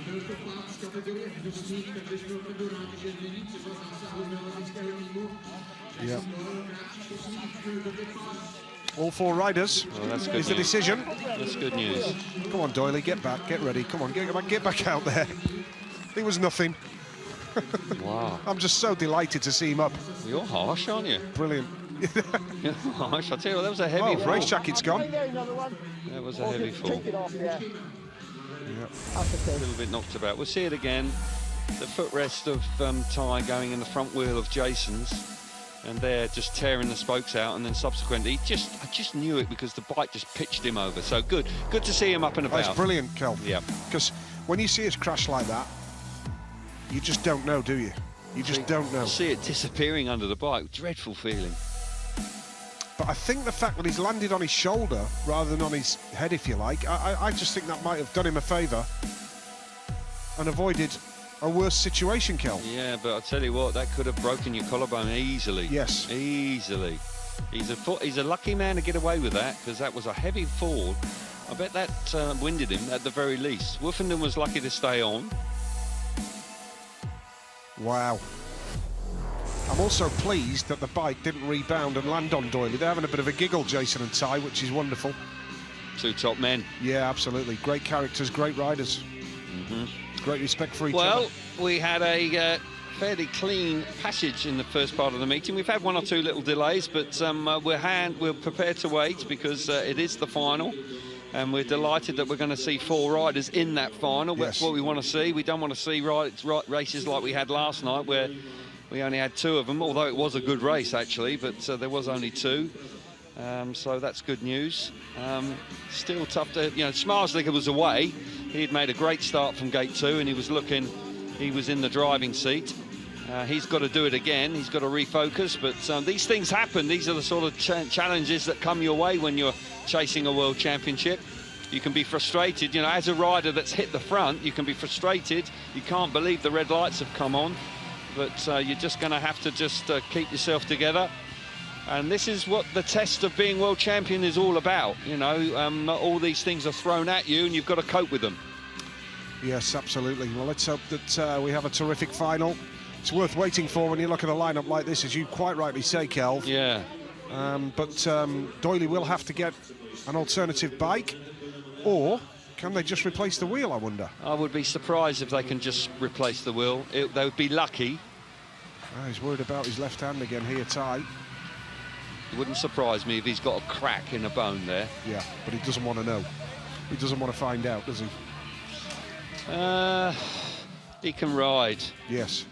And with this condensed series, to be perfectly honest, he's shown... I remember when he won his first one, he had that operation on his collarbone and rode with effectively a broken collarbone. So his pain threshold is pretty high. So he'll do it. Freddie Lindgren, second chance for Freddie here. He didn't quite make it initially with Schmarzlik getting away. Championship on the line. These are tense moments here. And the outcome of this race will have a bearing on the championship. Of course it will. And Schmarzlik wins it. He goes into Torin, red hot favourite for me. If he doesn't, then Freddie wins it or Woofenden wins it. Wow. That really does make it very interesting indeed. Whatever happens, it's going to be not decided this evening, which is great when you've got 2 rounds to go. We always want to see it go to this. We want to see it go to the second night in Torin. Yeah. Let's have a look at the bike. Let's have a look at the bike to see which one they're bringing out. We will see it on the graphic, but I would suggest that is the spare bike. You can have 3 bikes. Most of the boys have got 3 bikes at the Grand Prix. You can have 2 in the pits. One will be in Parc Fermé. If you need the third one, you have to then replace it, swap them over. So always a maximum of 2 bikes per pit bay for the riders. That's FIM regulation. Happy fans, good to see. Well, they've had a good night. Here we go. And, right, yeah, boys out on track. This is when it's this is business time. This is when strength of character comes in. This is when the desire and the will, the determination to be world champion. Can you keep your composure when it really matters? I think Lindgren can. I think he's become more focused and more determined than ever before in recent years. As he's grown as a rider, I mean, you've got to bear in mind that late bloomer. 131 Grand Prix appearances now, by far the most experienced in the field. I reckon in the past he got too nervous. Maybe so. And now he's come to terms with that. I think he's, as he's got older, he now handles that better. Got a ruthless streak about him. Well, he has. There's Doyley. Great to see him out there. A replacement race jacket. And a replacement bike. And a replacement bike, yes, indeed. Might need a replacement to his body tomorrow. He'll feel like a herd of elephants. That wasn't necessary. No, a herd of elephants ran over him. Yeah. And you see 2 ambulances with blue flashing lights charging onto the track. You think the worst. I was thinking about Torin in 2016. Yeah, absolutely. Lindgren, Schmarzlik, Woofenden, Doyle. Top 3 in the world off the inside. 3 gate positions. Let's go. Let's give it another go. Well, we are going to. Second time of asking. What a wonderful final. We've waited and patiently, and let's hope it lives up to the billing, because it's top class, it's top draw, that's for sure. Top 3 in the world. Doyle on the outside, recovered after a nasty fall, and all of a sudden on the line, Cam Schmarzlik reproduced that start that he did first time. He was away. He would have been thinking, it's mine. I'm going to win a back-to-back Grand Prix, but it wasn't to be. The red lights came on. Here we go, Nige. Big racing prospect. The grand final at the Markéta Stadium in Prague on the second night. Oh, Doyley moved on the outside, and the red lights are on. Red lights are on. Not sure whether he touched the tapes there, but he hasn't got a warning. He's not got a warning tonight, no. Well, it was going so well, wasn't it? It was. Here we go. Oh, yeah, I think he might have touched them. Well, well, well. Yeah. Yes. Oh, no. Yes, no. That's marginal. I hope he doesn't get thrown out now. After that crash, I do hope he doesn't get thrown out, but he might be. Just give him a warning. He might be. Here we go. This is it. Yeah, we have 2 minutes, please. Right, warning. Warning for Doyley. I think he's a little bit fortunate, you know. You think he touched them? I think he might have done. Your glasses are better than mine. £1.50, mine were. Got to have good eyes to see through mine. Yeah. Oh, dear. But he hasn't ridden that bike, so he's going to be nervous. Of course he is. He's just, you know, he doesn't know what it's going to do. Is it going to be the same as the other one? It's not the sort of thing you want to do at this stage of the night. You've been riding a bike that you're comfortable on. And he's the one with everything to gain and nothing to lose, really, Jason here. Really, you know, if he can win this, he could still be world champion, which is quite a massive turnaround and quite incredible when you consider after the first 2 rounds he was going to get a job. Yes. A 9-to-5 job, and it's been a fantastic effort for him to battle his way back. So 20 points here, all of a sudden, with 2 rounds to go, then Jason Doyle is giving himself an outside chance. Plenty of gardening going on, and here we see it again. Well, you know the lineup, because this is the 3rd time we've seen it. Lindgren, Smarslik, Woffinden and Doyle across the grid for the grand final in the Marquetta Stadium. Third time of asking. How are you feeling if you're Smarslik? You've done nothing wrong, but you've had to be very patient. You're going to have to really keep your focus now. This is really quite a test. You know, you just want to get it done. You know, the pressure's on. You want to get these 4 laps over. All sorts of shenanigans going on here. Starting marshal being communicated with. I think finally the boys are going to settle down now. It's tense, isn't it? It is very tense. You can tell they understand the importance of this final. This is huge, Nige. This is crunch time. A massive moment in the championship. Round 6 of 8, and this is the final in the Marquetta Stadium in Prague. They're away, no problem this time. Smarslik's made a good one, has got the drop on Lindgren. Woffinden's going high and wide around the outside. Here comes Ty Woffinden. Down the back straight, Ty Woffinden. Wow! Oh my goodness me, what a ride that was. But he's got Smarslik all over him. Doyle's come through into third and Lindgren's at the back. But Ty Woffinden, 20 points to him tonight. Well, that would put him on to 91 Grand Prix points. But Smarslik is quick here. He is indeed. What a first corner from Woffinden. He made a beautiful start out of gate number 3. Smarslik's hunting him down. Gotta say, Woffinden, up the inside. Smarslik pushing hard. Can he win? That would have been 38 points out of 2 nights for Woffinden with a broken bone in his hand. I do believe there's something wrong there. Here we see Doyle in 3rd place. Lindgren's out the back. 1 lap to go. Smarslik's going to throw everything at this. Yeah, he tries to chop up the inside, and he's going to do Woffinden here. He's going to charge up the inside, long track style, and now Woffinden will try one last move up the inside. Gonna get close. Smarslik's done it. Bartosz Smarslik has won 2 Grand Prix in 2 nights and moves on to 99 points. What that is a massive result, and with Lindgren at the back, there is daylight between Smarslik and Lindgren now. Woffinden with 18 points. Terrific work from him. He moves into a good position. Ty Woffinden 3rd before tonight, of course. That is a huge result, and I can't help but feeling that Bartosz Smarslik has taken a huge step towards defending his world title successfully. Wow, what a final that was! We had to wait, and crikey, did it deliver in spades! Woffinden sensational off the first corner on the first lap. I thought for a moment he was going to win it, but Smarslik hunted him down and passed him brilliantly down the back straight. What a night of Speedway, sensational stuff.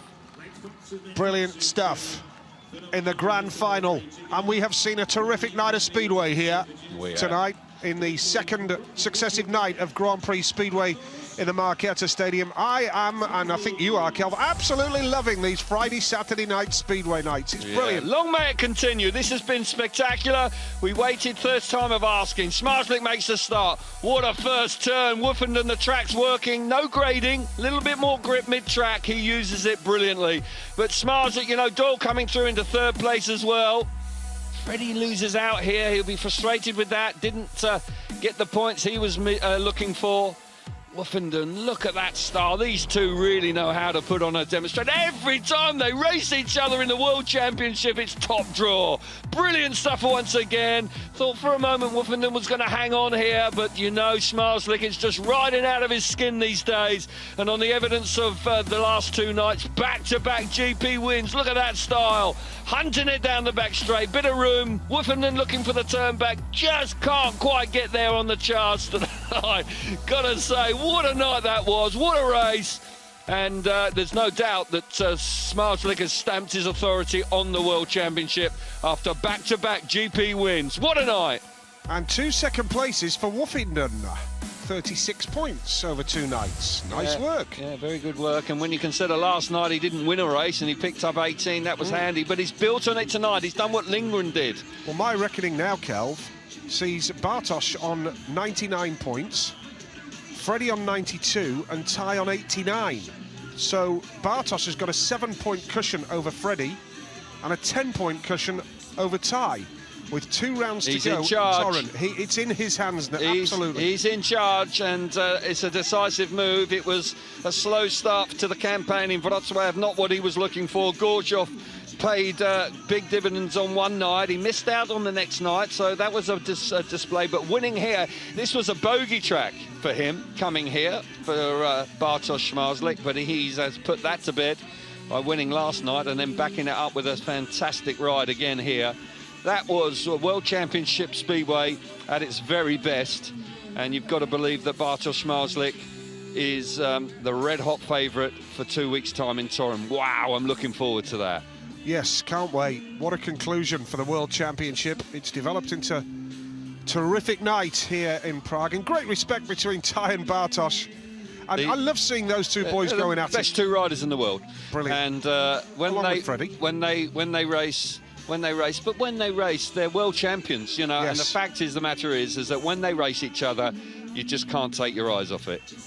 Brilliant stuff. Let's get some reaction.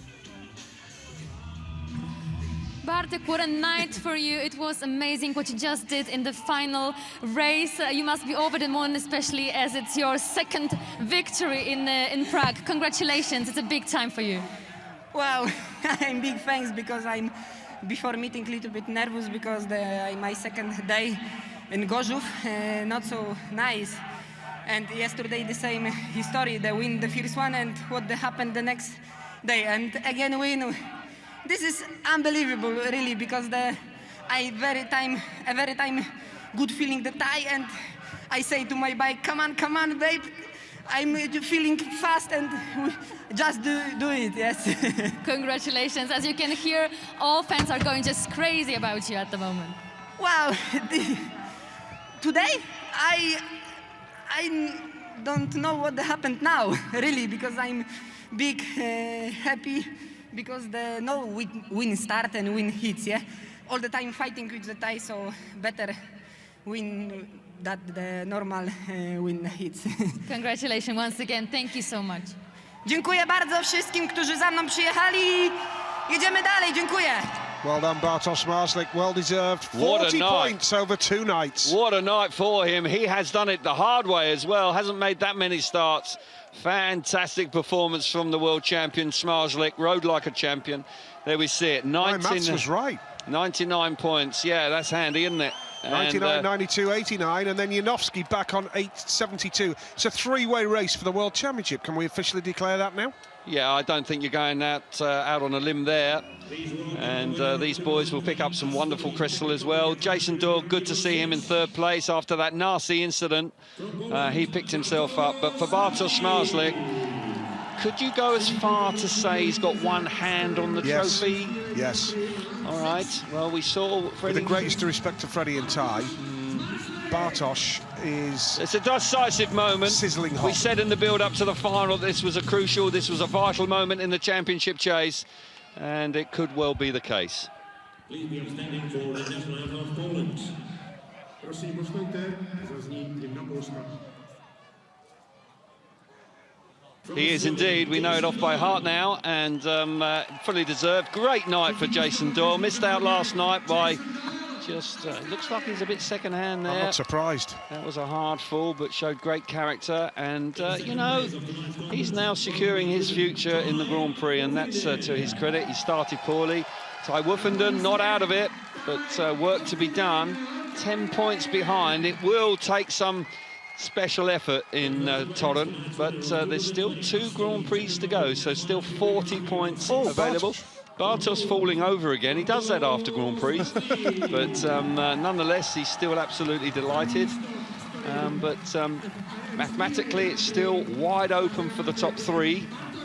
But you've got to believe with a 7-point lead going into the next 2 rounds. Can he keep it together? Can he maintain this level of performance? If he does, he'll win it.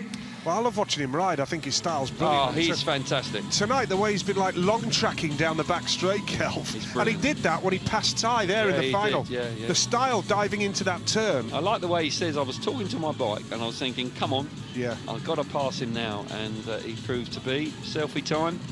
And as I say, he has done it not just once, he's done it several times tonight. He's come through the traffic. He's been absolutely supreme at times. And to do it in the final against such a world-class rider, Woofenden not 100% fit, so a massive big thumbs up to him, because he's come away with 36 points over 2 nights. And it looks like the stage is collapsing here. It's all looks a bit untidy, but they won't care. But nonetheless, it's It's Schmars looks. He owns. I tell you what, he owns Gorzów. He now owns the Marketa Stadium as well. Officially, yes. Yes, he does indeed. Absolutely, Kelv. It's been a great weekend. Yeah. Back-to-back Speedway again. It got better and better tonight. Sure. And this World Championship, condensed that it is developing into something pretty special. Yes, it is. It's been super stuff, and we've been royally entertained over the 6 rounds. And as I say, the double headers are working well, and I think that people are thoroughly enjoying it. So long may it continue, and can't wait for Torin in 2 weeks' time. Yeah, that's going to be great. The Marianne Rose Motor Arena, and 2 nights, Friday and Saturday. This man, he's the man to beat. He is indeed. One hand on the trophy. It's still up in the air, of course, between the top 3, but there's no doubt that Bartosz Szmarslik over the last 2 nights has given him every chance of retaining the championship. And Georgie Company, as always, Kel, thanks so much indeed. And thanks to all the world champions who've been texting us tonight as well. Thanks, boys.